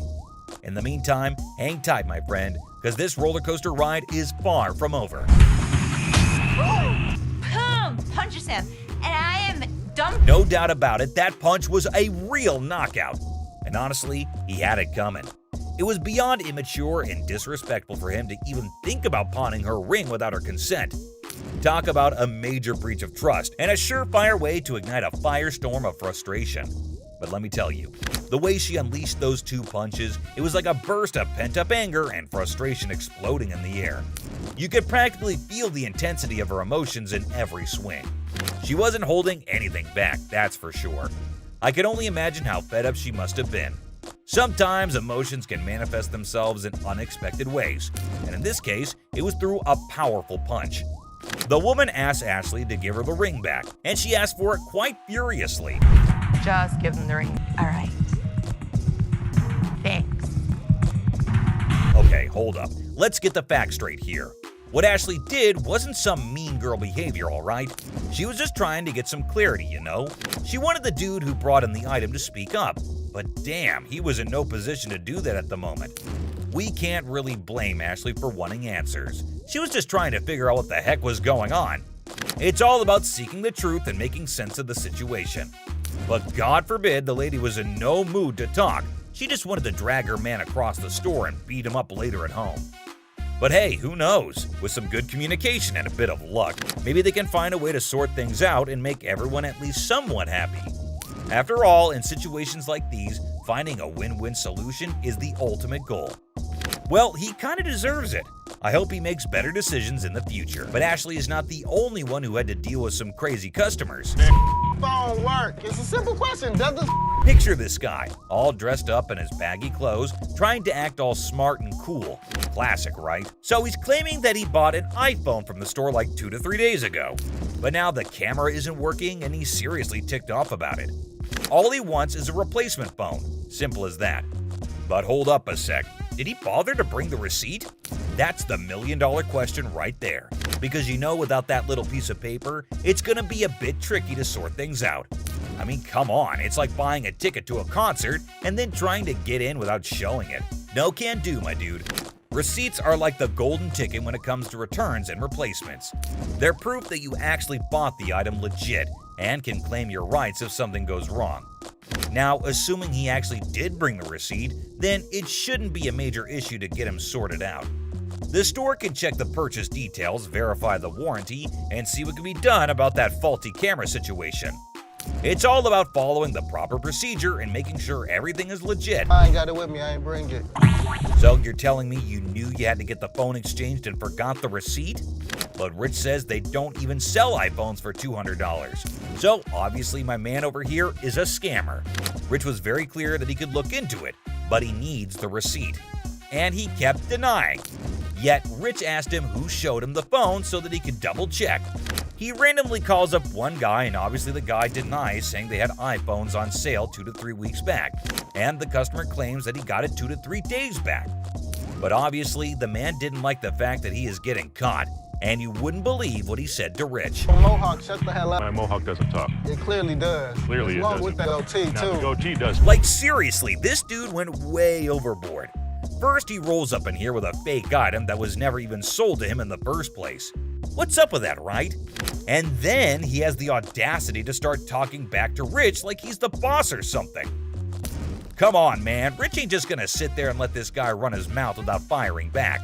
It's all about standing up for yourself and not taking any BS from anyone. Rich had every right to clap back and put this dude in his place. I mean, it's crazy how some people think they can just waltz in and cause a scene without any consequences. But nah, that's not how it works here. Okay, did that one work? Pull the things up over your ears a little because you clearly can't. No way, dude. Even while Big Joe was escorting him out, this guy had the nerve to keep shouting at Rich, trying to prove his point. Talk about audacity on another level. I mean, seriously, when you're already in a situation where you're being shown the door, you'd think common sense would kick in, and you just leave quietly. But no, not this guy. He just couldn't resist the urge to keep arguing and making a scene. It's like he thought he could still somehow win the argument or get his way by raising his voice. But let's be real here. Shouting isn't gonna magically make your point more valid. It's all about having a civilized conversation and respecting the boundaries. But man, I can only imagine the frustration and annoyance Rich must have felt having to bear all that unnecessary noise.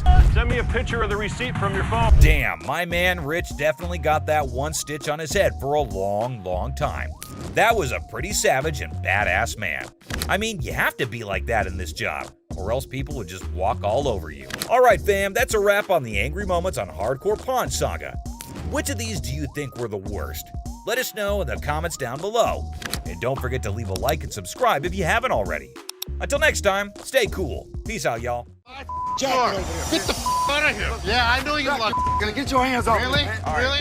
I'm your mama. You don't talk to me like that. I don't give a so what? You gonna be out in public? I don't. You know what? I never liked you ass. I literally.